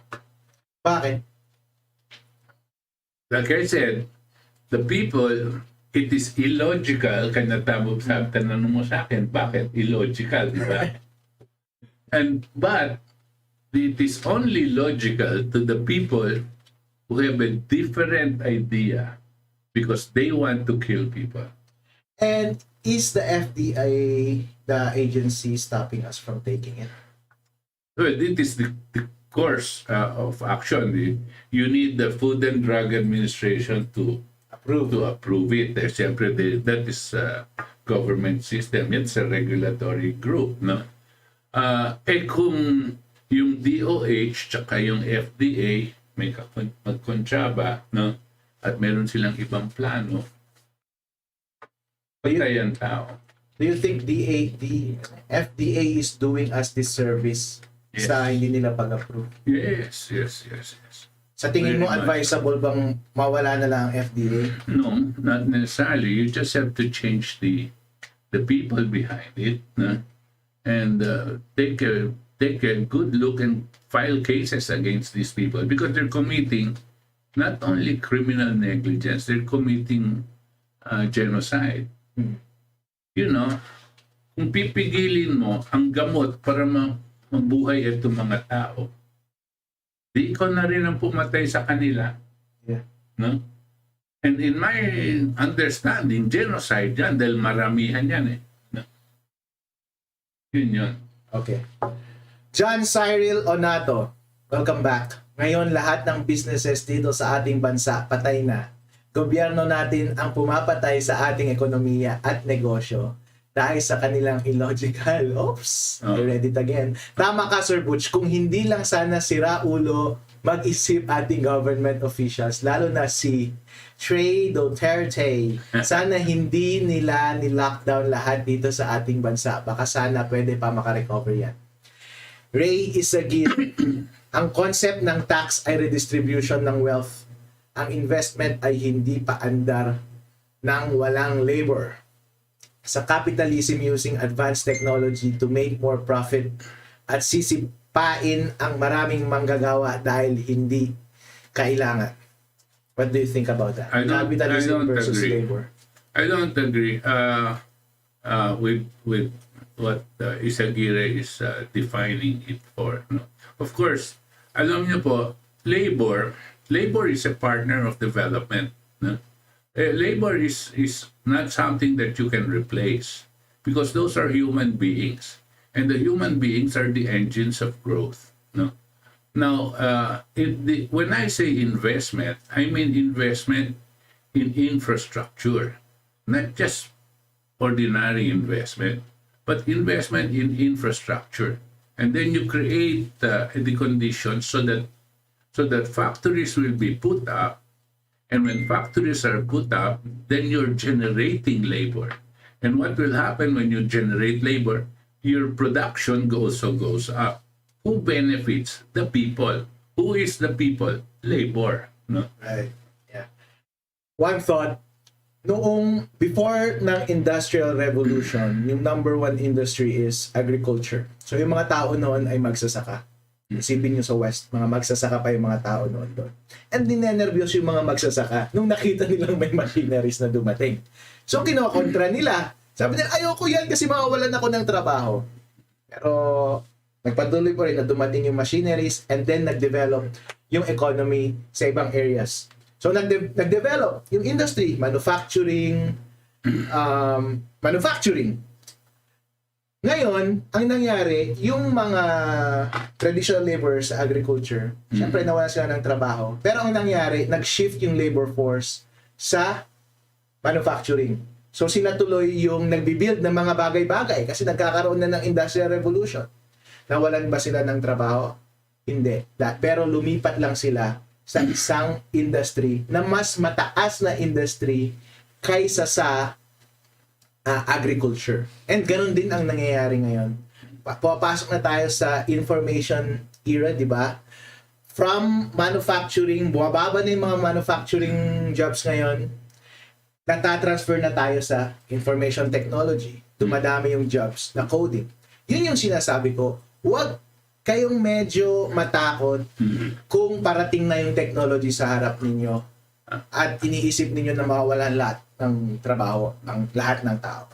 Pwedeng mawalan ka ng trabaho sa station mo ngayon, pero makakalipat ka pa rin sa ibang industry. Yun yung point ko. Kaya, pagdating natin sa gobyerno, tignan mo ngayon ang gobyerno, ang dami nilang manual labor. Ang dami nilang manual labor. Kaya galit sila sa idea ng modernization, kasi modernization means mawawala na yung manual labor na yon, magiging efficient na, technology na lang, mas mura. So ano pa ang silbi nila? Kaya linalabanan nila. Pati sa taas, linalabanan nila yon. Pero sana hindi sila matakot, i-train nila yung sarili nila na maka-acquire ng bagong skills at makahanap ng ibang trabaho. Kaya ako ngayon, nagko-coding ako as a hobby. Tinuruan ko yung sarili ko, malay mo, mawalan ako ng trabaho bilang abogado. May dagdag lang ako, Harold, kung pwede, no? Ito pong sinasabi niyong technology, no, is going to replace labor, no? Hindi po ganyan ang takbo no? Because what happens is, who developed that technology? Labor, di ba? And what did it do? It became the government or the corporations became more efficient.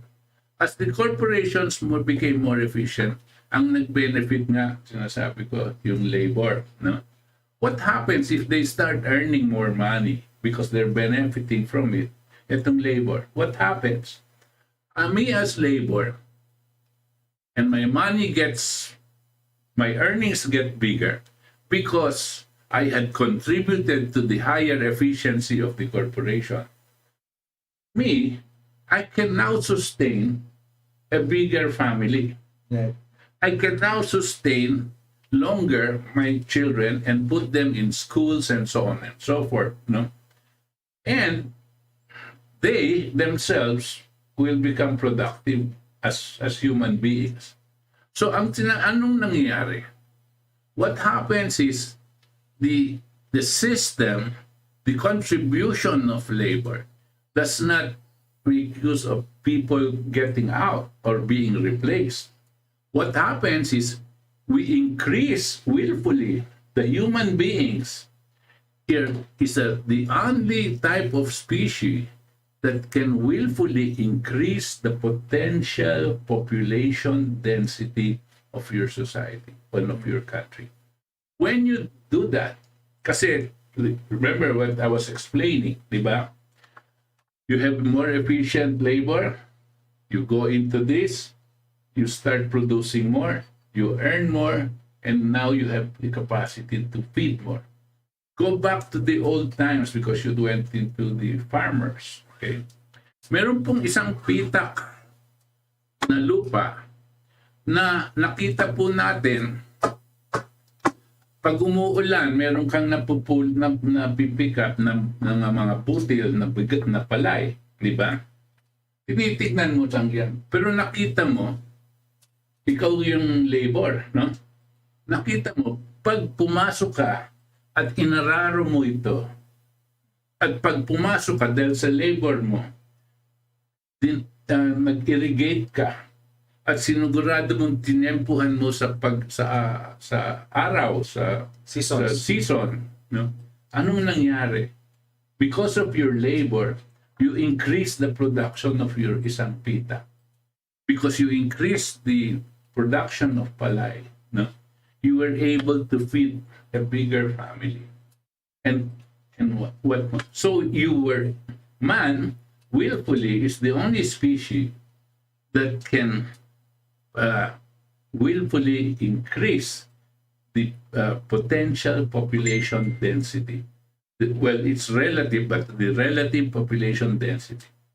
And if you destroy man's capability by saying pinalitan mo sila ng machines, no? It doesn't happen, no? And if man does that, no, it's suicide. Right. Because are there limits to your imagination? That's the point. None. Kasi imagine how we developed from the agricultural times to now ang bilis. Napalitan nga yung mga tao ng machinery, pero yung mga tao lumipad. Yes. Bagong area na naman, information technology. Ngayon na naman susunod, artificial intelligence. Next time aliens na tayo. Pero hindi ka mawawala ng trabaho. Hindi yan aliens. Ano tayo, tawag dito, Solarians. Ano, bakit? Ano yan? Because we will own the solar system. Ngayon, Earthlings pa lang tayo eh. Okay. Pero pag dahil sa imagination natin at ang ating kakayanan, we start colonizing Mars, no? O ba, hindi mo naman sasabihin Martians, no?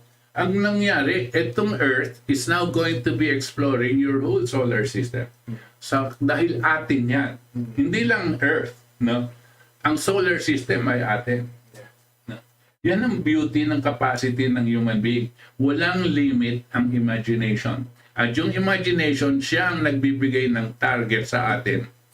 Para Mas nauna ako nagtaas ng kamay, ha? Pag pupunta na tayo sa ibang planeta, magsama ka, please. Alright, so na tayo. Wilfredo Pina, no? Economizing labor cost, best way to produce more profit. Alright, we have a point. Wilfredo Openiano, good evening po mga sir. Francis Tapia Oblena, good evening Attorney Harold, Chairman Butch, watching. KSA from Saudi. Jubail, ibang plano mga economic advisor ni Pangulo, puro utang preparasyon sa susunod na eleksyon 2020. KJ Izen, haha, yellow administration from Cory to Dutz, lumubo ang utang tapos isisisi kay Marcos. Alright, meron tinatawag na, ito medyo technical parang debt to something ratio. Debt to equity. O parang debt to something ratio. Kung ilang taon mo mababayaran yung debt mo at this rate na reasonable. Right. No? Kapag ito at 500,000, 500, tapos 4 billion yung budget. So mga around ilang percent yun? 20, around 500 million. About 10. 500 million. Tapos mga 12%, mga ganun, 15%. So imagine mo, medyo liitan mo lang, okay lang, pero liitan mo lang konti yung utang mo.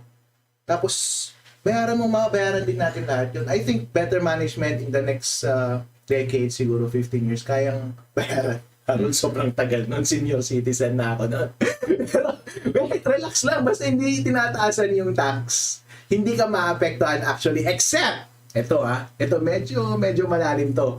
Kapag ang ginawa ng gobyerno, pambayad ng utang is, nag-print sila ng pera. Kasi ang mangyayari nun, di ba, Butch? Inflation. Kapag inflation, parang tax din yan. Lahat tayo apektado kasi lahat magmamahal.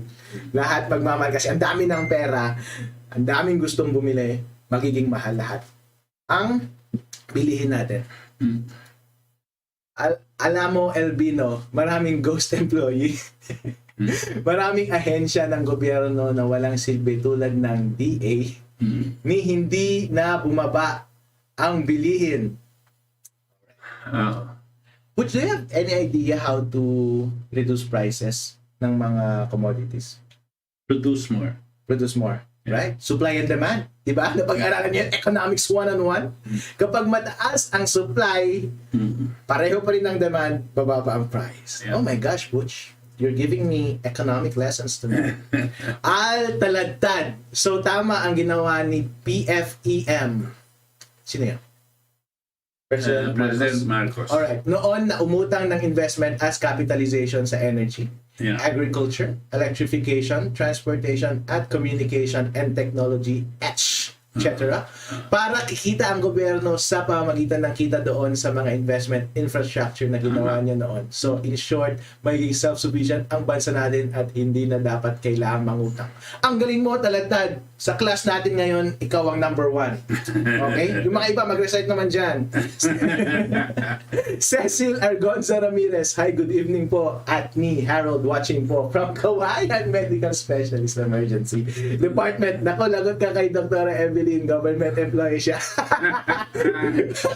Yeah, kasama rin ni Mama yan sa emergency room. Kasi si Mama, pupunta siya sa iba't ibang hospital. And then one of the hospitals doon is provincial hospital. Government hospital yun, nagawa ni Governor D noon.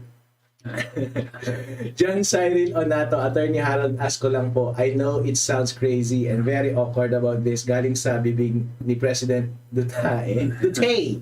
Alright? Pwede ba yun makasuhan ng murder ang taong nahawaan ng COVID? In the first place, hindi mo ma-prove kung sinong pumatay. And murder, kailangan ng specific intent. Mahalis kung baga. Dapat may intention kang patayin yung tao. Kung nahagip mo lang siya, hindi mo naman siya gustong patayin. Unless hinalikan mo siya at gusto mong patayin, di ba? Patayin sa pag-ibig ang tawag doon. At KDP channel, sir, ma'am, kung sakaling kailangan nyo ng moderators, nandito ako at willing ko maging moderator. At sana po gawin nyo din moderation sino Nick Borromeo, Ace Calora, araw-araw. Ano ibig sabihin ng moderator? Taga-comment dito? Siguro, pero pwede po. Basta dito lang kayo, magpadala kayo ng mga comments. At actually, kung minsan, like bukas, meron po tayong Zoom, di ba? Sumali kayo sa Zoom at magbigay kayo ng mga komento, no? At bibigyan kayo namin ng pagkakataon habang hindi nalilito yung ating mga tech dito. Okay. Dahil palagay ko maraming sobrang mga dadating, no? Moderator against trolls. Moderator. Yung pala ibig na sabihin ng panglaban sa mga trolls. Well, nasa inyo po yun. Hindi namin kayo mapipigil. Pero yung mga trolls, alam naman natin kung anong pakay nila eh, no? Hindi nila nahalata na trolls sila, na mga DDS daw sila, kay Duterte daw sila, trolls daw. Sinisiraan nilang presidente. Lalong hindi sila nakakatulong sa presidente, hindi po ba? You mean trolls dito sa show natin? Oo. Ibig sabihin, sikat na tayo? Thank you so much. Sabi nila kapag may nag-hate na sa'yo, sikat ka na eh. Kahit sa mga trolls, mag-troll pa kayo please, mag-recruit pa kayo ng mas maraming troll para ma-troll tayo lahat, mag-trollan tayong lahat, okay? Pero ganyan talaga, I think para sa akin, I don't think na kailangan nilang i-moderate. Kung ano yung, matalino ang tao eh. Ako mahilig din ako magbasa ng comments sa YouTube. Alam ko naman, hindi i-upvote yan kapag pangit yung idea niya. And parating i-upvote yung mga matatalino at saka yung mga witty at saka nakakatawa. So matalino yung tao, alam niya na meron talagang loko-loko, hindi niya papansin yun. Okay lang. Okay? Nora Labajo, good evening po sa inyo mga sir. Talagtad, how much ng budget ng PCGG? Isa din yan sa pinaka walang kwenta na ahensya ng gobyerno. Ayaw ko na tingnan kasi ang dami, Al.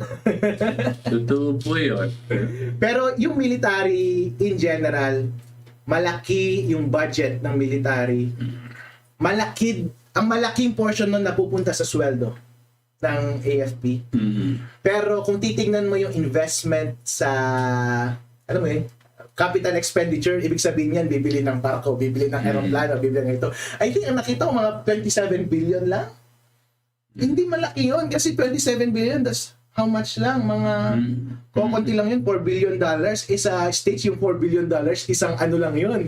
Isang malaking bangka lang nila yun. Diba? Oh, meron pa ba? Meron, yan. Jervil Respishow. Jervil. Kuya ko yan. Hi, Attorney Harold. Tanong lang po. How to be you? You know what, Jervil? I first became you. You know what? Idol kita. Kuya kita. Parati kitang kasama naman. Okay, Taga-stay siya. Nasa South Carolina. Oh, how are you? How are you, Jervil? I think kasama mo yung misis mo ngayon. Pagmahalan kayong dalawa, okay? Tell it to her. Kamuhar Hakbar. Kabutch, isang pagpupugay sa'yo dahil sa ka-HR. What's HR? Harold Respishow. Okay ka! Uy ka! Kababayan! Alright, ka-HR ay kasama natin sa pagpapaunawa na bawasan ang kamangmangan sa ating lipuan. Uy, I hope marami kang natutunan ha. Altalagtad. Hey, suki ka! Pangatlo mo na to. Okay, sige. Very informative ang topic. God bless po and more power sa inyo. Talaga? Okay. Glenn Buwan, may coverage ba ng event bukas sa KDP sa Facebook? Yes, meron po tayong Zoom. So it will be broadcast in Facebook and also sa YouTube. Sa YouTube po ang channel po KDP channel, no? Ang YouTube, tapos Facebook din bukas. Abangan niyo po yung Zoom. Dito po right after this i-type niyo nga yung Zoom link ngayon, i-type na po yung Zoom link ngayon ni Pera. Para makita ninyo. Xavier Arquivido. Yeah. The U.S. First Treasury Secretary Alexander Hamilton created the credit system for the first republic in the world, United States of America. Hindi ba French? No? Okay. Yeah.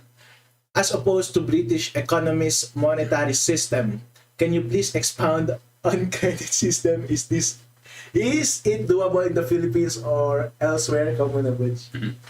Yes. Kanina, madalas kung pag inaano ko, ini-explain ko dito sa mga tao. Dahil galit tayo sa oligarko, sabi natin, i-dismantle ng gobyerno ang oligarko at itulak sa mga industriya na napapakinabangan ng taong bayan at ng ating bansa. Saan itong mga industriyang to? Itong mga industriya sa bakal, sa pharmaceutical, sa fertilizer at lahat. So anong gagawin nila daw? Magtatayo sila. Pero ang gagawin natin, tutulungan natin sila. Paano natin tutulungan? Papahiraman sila ng gobyerno na napakababang interes. No? Directed credit yan. Ito yung credit system. Dahil walang pera, so anong mangyayari? Papautangin ng gobyerno. Saan makukuha ng gobyerno ang pera? Pagpapatayo ng isang factory. Hihiram din sa ibang bansa, katulad for example ng China. Pag humiram ka sa China, ang interest nila kada taon is 3%. 3% lang. So, kung magtatayo ka ng isang pharmaceutical company dito sa Pilipinas, ikaw ay dating oligarko, papahiraman ka ngayon ng gobyerno na 4%. Yung inutang na 3%, ililipat sa'yo 4%. Napakababa po, di ba? Tapos ano pa? Dahil gobyerno ng China ang nagpapahiram sa atin, nagbibigay po yan ng tinatawag na moratorium. Moratorium dahil hindi alam nila ang i-invest yung pera sa isang matagal bago makabayad, no? Hindi yung agad-agad hingi sila ng bayad. Ngayon, bibigyan ka, let us say, ng 5 years or 10 years moratorium. Yan din ang ibibigay mo dito sa mga oligarko na pinahiraman mo ng 4%, tapos binigyan mo din ng 10 years moratorium. Pero bakit natin gagawin yun? Para ang mga industriya na kinakailangan ng bansa, mapapaunlad nitong mga oligarkong to. Bakit natin gusto yan? Kasi mga negosyante yan. Ang gagawin lang natin, alisin nila natin sila sa public utilities kasi pumapatay po ng tao yung public utilities kung napakamahal. Ibababa po natin yung halaga ng kuryente at ng tubig, tapos dito natin sila ilalagay. Pag natulungan sila ng gobyerno ganitong paraan, sila ngayon ang a-absorb ng mga bagong mangangailangan ng trabaho. They will be the employment generators of our economy. Dahil tinulungan sila ng gobyernong gumanito. So napakaganda pong mangyayari, parang panalo po ang taong bayan, panalo ang gobyerno, panalo din itong mga negosyante natin. Ang sistemang yan ang tinatawag credit system. Pero nakatutok pa lang dito sa directed credit. Hindi mo pwedeng ipahiram yan sa lahat. Gagawin nilang negosyo. Hihiram sila yan sa'yo ng 4%, papahiram nila kay Polano de Tal ng 8% para kikita silang. Hindi po yun. Bawal po yan. Diyan sa credit system na yan. Alright, credit system.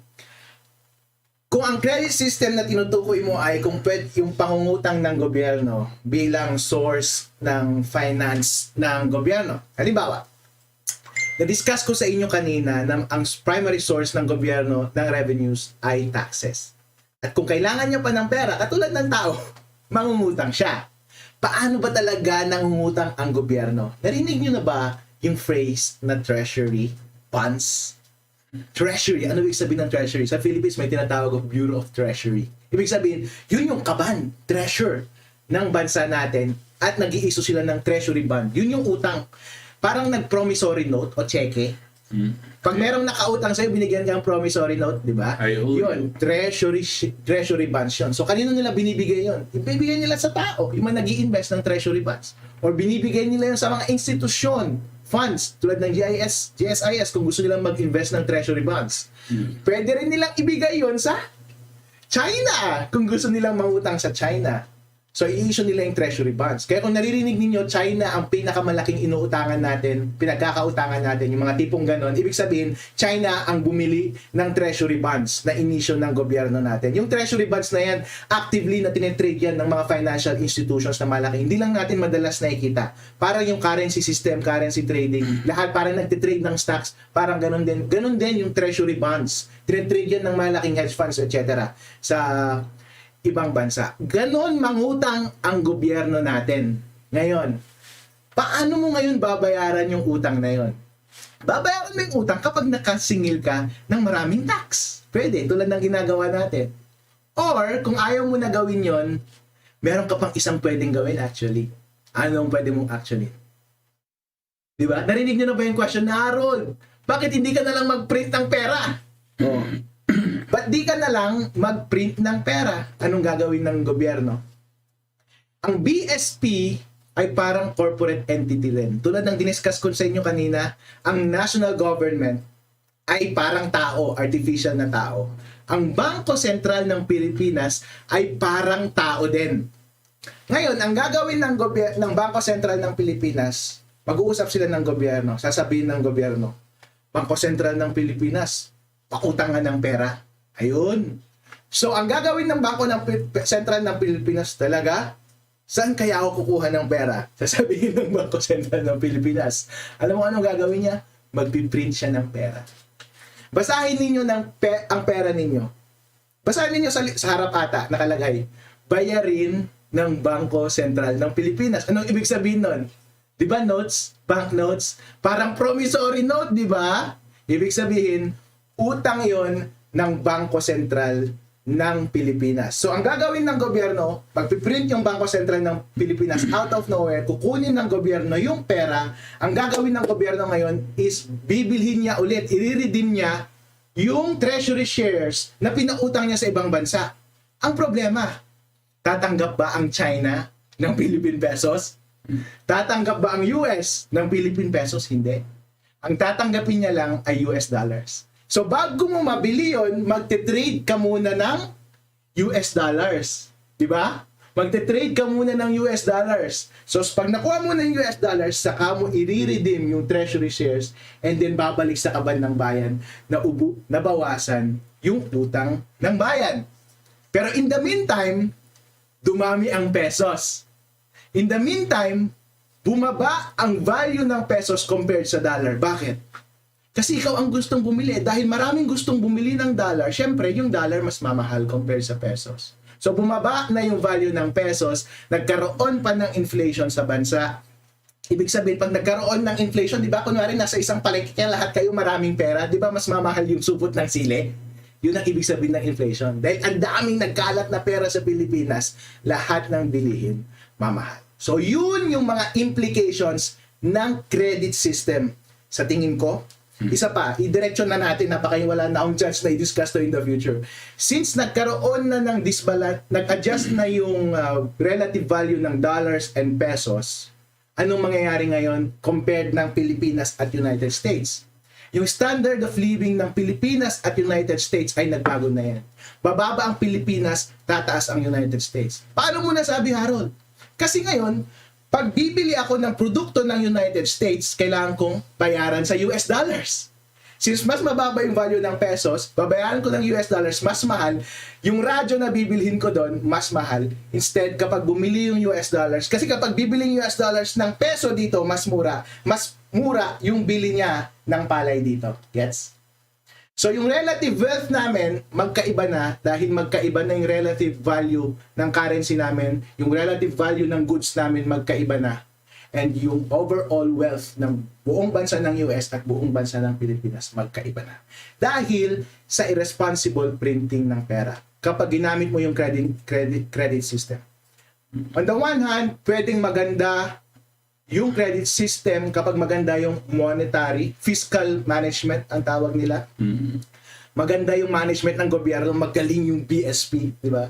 Magaling yung BSP, maganda yung pag-adjust nila ng supply ng pera, maganda yon para ma-set natin ng maayos yung budget natin tsaka yung cash flows natin. Okay yon, excellent yon. Especially kapag yung mga treasury shares na in-issue mo ay ginagamit mo for investments. Kahit nagpiprint ka ng pera, United States, print parati ng pera, pero hindi sila humihirap kasi pataas yung production nila. Aided by magandang spending sa mga tamang sector. Sana ganun din, magaling din sana yung mga managers natin.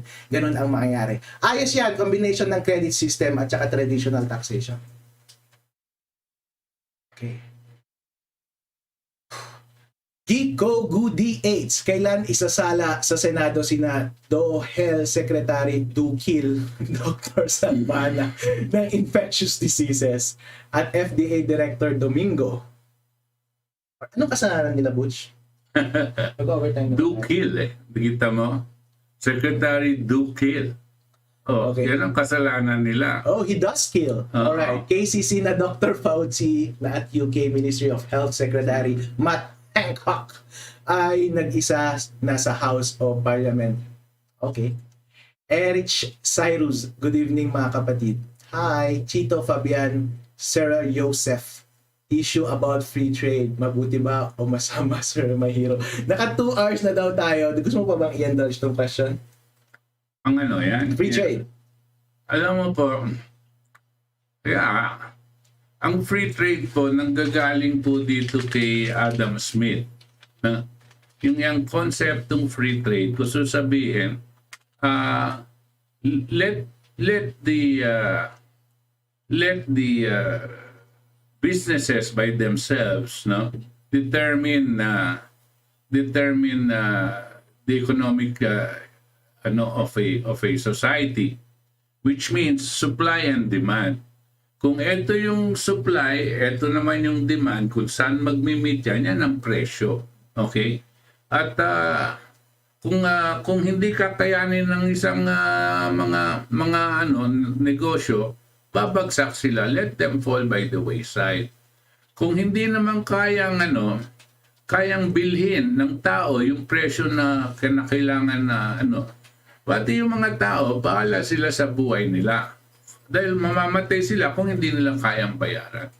Yan yung tinatawag nilang actually free trade. Ito, ngayon, ang mga nagpupush ng free trade, katulad po ng ating mga ekonomista dito sa ating bansa, meron silang tinatawag na safety nets na sinasabi na pag masyadong mataas ang presyo dito sa free trade at hindi kaya ng tao, gawa tayo ng safety net. Ano yung safety net na yan? Ayuda, no? Bigyan mo ng pera yung tao dahil hindi na nila kayang bayaran yung kuryente mo, no? Mataas na yan. Hindi mo naman pwede. Bigyan mo ng ayuda. Kung ano yung ayuda maibibigay mo, yun na yun. Bakit? We're on a free trade. No? Negosyo libre. Walang intervention ng gobyerno. Sa akin po, hindi ganyan ang role ng gobyerno. Kanya po tayo nagtatag ng gobyerno para protektahan tayo. Hindi para protektahan yung mga negosyanteng walang pakialam sa buhay ng tao. Kanya nandyan. That's why we're asking, we put up a government so that they will address and promote the general welfare. No? Now, if they cannot promote the general, kung hindi tayo maproprotektahan ng gobyernong itinatag natin, meron tayong karapatan, meron tayong katungkulan na palitan yung gobyerno. Dahil ang mandado natin sa kanila, protektahan nyo kami, kanya namin kayo linagay dyan. Kung hindi nila ginagawa yan. Ngayon, ano ba ang mas mahusay na sistemang ekonomiya? Meron sila lagi sinasabi fair trade or whatever, no? Hindi po sa pangalan nagkakatalo. Nagkakatalo po yan sa pag-iisip ng isang gobyerno o liderato o mga ang tao. Ano yon? Ang isang economic programang ekonomiya, kalakaran, ay itatayo ng isang gobyerno para makinabang ang mga tao. Kaysa free trade, fair trade, trade, kung anong pangalan yan, yan ang dapat nating programa. You create a economic system that benefits the people. Not the few, not the oligarchs, not the government senators or whatever, but the people in general. That is what an economic program should do. Whether it is defined in this way or that way, does not work. That is why all of these systems that we're talking about, all of them, has to be focused on the welfare of the people. That's why you put up an economic program, not for you, not so that you can you can be called a free trader, no? You put up an economic program so that the people will have a better quality of life and that the coming generations will be in a better situation so that they too will use their imagination, their capabilities for the improvement of the coming generations. That is our role. No? It has nothing to do with these titles or definitions or what. Unless you do that, unless you understand that that is what we're supposed to do, you can get all confused on the definitions of all of these things. All right. Let me speak about trade naman, Butch, on the level between countries. Diba? Kung narinig ninyo, kanina napag-usapan natin yung tariffs. Diba? Yun yung tax sa mga product na pumapasok sa Philippines. Pumasok tayo sa World Trade Organization. Narinig nyo ba yun? Nung pumasok tayo doon, ibig sabihin nun, ang mandato nun, dapat free trade na. Libre na dapat tayo magpalitan ng produkto sa iba't ibang bansa. Walang limitation kung anong produkto yan. As in, open trade na. Pati tariff na dapat nawawala na eh. Bakit? Ano ba ang nagagawa ng tariff? Pag naglagay ka kasi ng tariff, ma-discourage yung mga importer na magpasok ng produkto sa bansa mo. Kasi mahal yung tariff. Anong epekto niyan? Mapoprotektahan yung industriya na yun. Kapag ayaw mo silang magpasok ng arms, for example, or steel, for example, tinaasan mo yung tariff, mapoprotektahan yung industry na yon dito sa Pilipinas. Masaya sila. Kaya sila yung naglalabi na taasan yung tariff doon sa industry na yon. Pero sinong talo sa tingin ninyo? Naalala nyo pa ba yung definition ng economics na sinabi ko nung last episode natin? Economics means, di ba, the art of assigning resources from one to another. One versus another, di ba? Kapag pinaboran mo yung isang industry na to, alin ang magdurusa? Ang taong bayan. Ang taong bayan, ang dami kasi nila eh. Distributed, hindi masyadong masakit kasi distributed yung sakit, kaya hindi sila nagre-reklamo masyado. Pero yung industriya, masakit talaga, sharp. Kasi mag-isa lang siya, ilan lang sila, kaya may lobbyist sila, kaya nilang i-promote yung industriya nila. Whereas yung mga tao, marami, hindi sila nagre-reklamo. Pero ano ba yung injury sa tao kapag anong nangyari? Ang ibig sabihin, yung industriya na to, ang virtually nagmo-monopolize ng product within the Philippine market. Kapag sila lang at wala silang kompetisyon, anong mangyayari? Mas mahal yung presyo. Therefore, mas mahal sa mga tao. Whereas, kapag binabaan mo yung tariff, walang tariff, papasok yung mga ibang competitor sa Pilipinas, marami na ang nagko-compete, marami ng choices, bababa ang presyo. Sino ang matutuwa? Ang taong bayan. Yun yung sinasabi naman nila, Butch, na open trade, babaan yung tariff or walang tariff at all, para ang mag-benefit in the end ay hindi yung mga industry na malakas mag-lobby, na malakas humingi ng pabor sa gobyerno, pero kundi yung mga tao. Besides, gusto ko, sorry okay, sige. Gusto ko lang mag-intervene kasi the role of government, no? If you are Philippine government, your role is really to protect your people, protect your economy, no? Now, it is very easy because of levels of efficiency to produce, let us say, cheaper shoes, no? Coming from China, no? But you have a shoe industry here, no? Of people that are doing it by hand and so on and so forth, and so trying to maintain. You are trying to develop this industry. Now, if you allow these Chinese shoes to come in because they're cheaper, you will kill this whole industry and kill all of your capabilities to develop in that industry. You know? Now, this does not necessarily stay in shoes. No? And you're assuming kasi that those that are being protected are monopolies. No? Those that are being protected are our farmers. Example, our workers. Example, nagbukas tayo, train law. Mag-angkat tayo ng bigas. Why? Because kulang ang bigas natin. Sabi nila, right? So, anong ginawa? Pinuksan mo at pinapasok mo lahat ng bigas coming from India, from Vietnam at ano. Para ibaba ang presyo ng bigas. Anong nangyari sa farmers mo? Patay. No? Okay.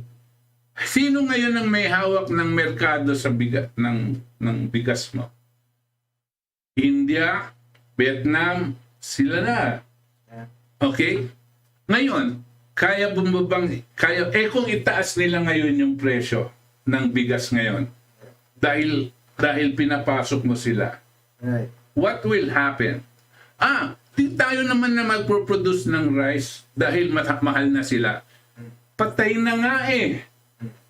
Pinatay mo nung pagpasok niyan eh. No?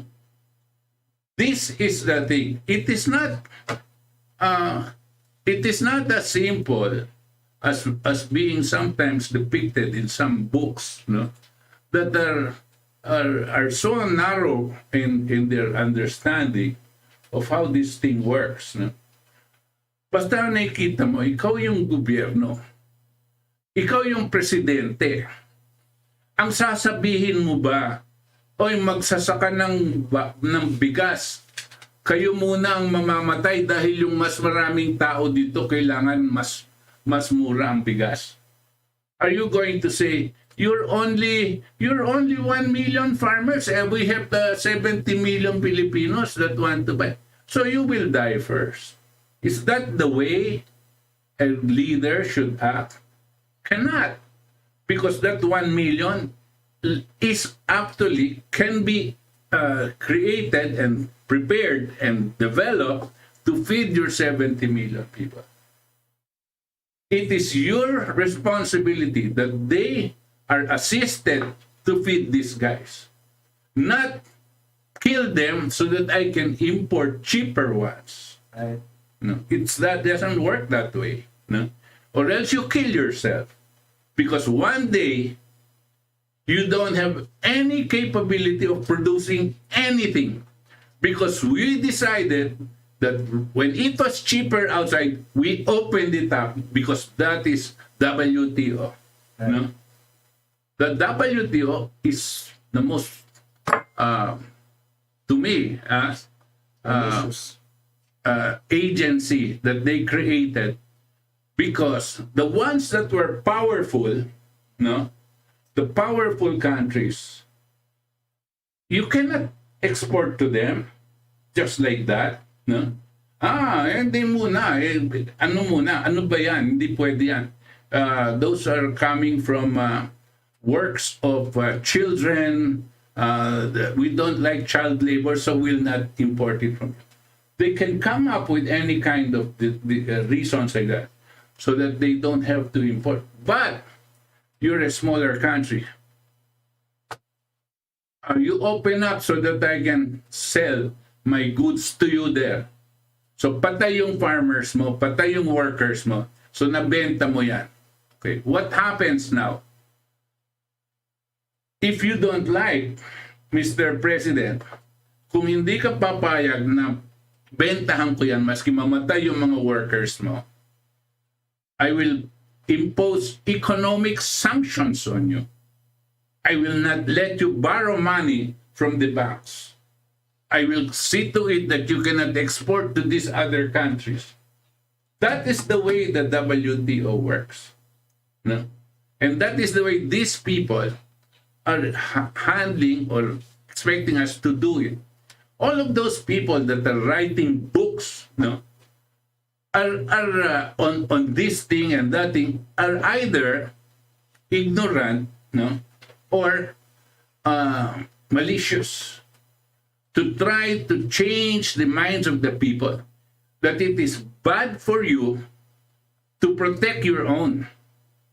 It is bad that you, President so and so of the Philippines, no, will do things to protect your people. So you must open up or else you're bad. And this is what's happening. No? And who's doing that? Only the big countries. Who runs the WTO? Not us. Why when they say, free trade tayo, free trade. Do you think you can export anything, anytime to the United States? No way. No, but the moment they say, I want to sell you something, and then you say, no, because I have to do this, lagot ka. This is what is happening. That's the reality of it. I'm sorry to intervene, But you were correct. Everything that you were saying, no, was correct. But that is from a right now. Well, it's an academic's viewpoint, and he will lecture it in that way. But reality is not like that. That is some real politics, ladies and gentlemen. See? You see how passionate Butch is sa kanilang advocacy dito sa KDP. You know, and that is why I like him so much. You know, he's passionate, he is sincere, he fights for his principles. I like it. I like the energy. You know, sabi nga nila, if you want a manager, get someone who is intelligent, who has the energy, and who has the principles. Ikaw meron ka lang. Kasi if you have one na walang energy, wala. Intellect lang tsaka principles, hindi niya ma-execute. Kung walang intellect, tanga-tanga, tinutulok-tulok lang. Pero kung walang principles naman, corrupt. Pero Butch has all three. It is not needed na magkapareho tayong lahat ng iniisip, but it is sufficient that we have a tight set of principles. We are passionate about them. We are sincere. Lahat naman tayo gusto natin maging successful ang bansa natin. Right, Butch? Of course. And we have a responsibility, no? You're very young yet, no? So many people. I am already 74, no? And what am I looking forward to? What am I looking forward to in terms of my future? I'm still alive, I'm happy and all that, but that's it, no? But with whatever I know, how negligent I will be if I do not share it so that other people can continue and think along those lines, no? I'm not forcing it on anybody. We don't force our ideas on anybody, no?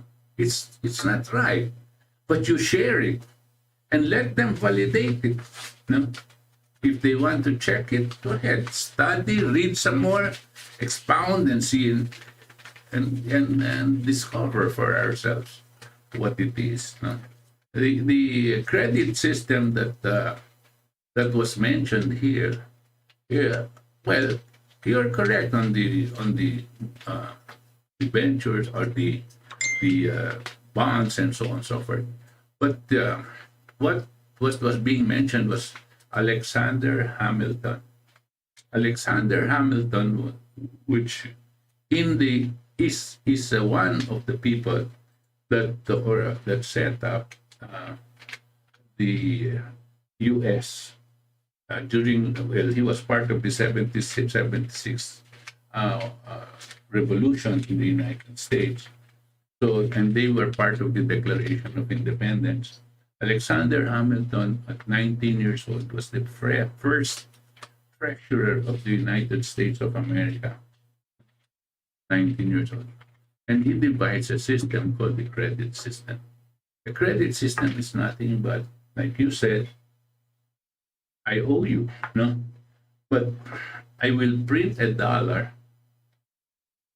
and it will be circulated in the economy. But this dollar, the government guarantees it. It guarantees that when you use it, you can purchase $1 worth of goods. That is my guarantee, that you can use your dollar to buy a loaf of bread. Okay? Now, I am the government guaranteeing that. But where's the loaf of bread? That loaf of bread is up to me now, no? Up to a government to set up the conditions so that people will start producing that loaf of bread. So that when the money is given to them to buy that loaf, it is there. That is where the guarantee of government is. And what does it mean, credit? Yes, it's a credit system, meaning I printed it, so the government owes me this one. No? But you don't go back to government and say, pay me $1. What the government means is, this one, you can buy a loaf of bread with it, no? Or this with that, no? And I guarantee you that. That is the role of government when establishing a credit system. In our case, it cannot be implemented as of yet, but to a certain extent, that system that I was suggesting, that you put this and you borrow like that. Remember, I'm sorry to say, but when we borrow from China, we don't issue an IOU or a bond. We borrow government to government. It's a document that says we're borrowing and you're lending us. And in that lending, they say, since it is government to government, and since it is a long-term investment, we say we need a moratorium of 10 years. What does that mean? That means it will take 10 years before we start paying the debt, so that this would already be in a position to pay the debt. That is the government-to-government arrangement, wherein there is this tawag dito, credit. No? But that is the credit that we're getting and lending out here. It's a credit system. No? Yun yung nature of what I think the question was. No? And everything that you were saying was correct in the sense that you have to look for a way how to pay it back. No? Government will have to look for a way to pay it back. So what happens when government borrows from China and it uses that money to lend it to industry? The industry makes money, pays the government, and the government pays. Yeah. That's the direction that we're all going to go. And what happened? Investment. That's where we went, and that's how things go. If only we did the right thing. Sorry, All right. I'm sorry. No, it's all right. It's all right. I learned a lot tonight. That is why I wanted to call you the fire, the edifier. You know, edify means you learn a lot from this person. Thank you. Thanks a lot, Butch. You know what? I could say this is our best one yet, best episode. Don't forget to watch Butch tomorrow, June 12, Independence Day. Zoom nila. And then, if you want to participate, punta kayo sa Mendiola. Mama, alam kong ayaw mong nagpo-protesta ako. Hindi ko pa nasubukan magprotesta, pero baka bukas, mamamasyal ako doon sa Mendiola. Titingnan ko yung mami ni Roxanne na siyang in charge sa aming technical dito. Yung mami ni Roxanne sabi niya, I look fresh daw today. I look fresh, thanks so much. Because bukas yung button ko ngayon and then naka-roll yung caps ko. Thanks so much to the best one na nagbigay sa akin ng polo na to. Thanks, Joanne. Thanks, General Burr. And you look wonderful tonight, ladies and gentlemen. Thank you so much. See us again Friday next week, 8 p.m. Have a good night. Good night.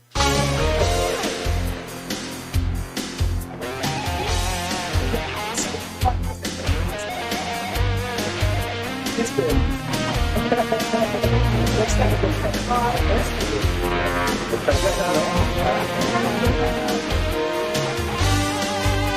What's that?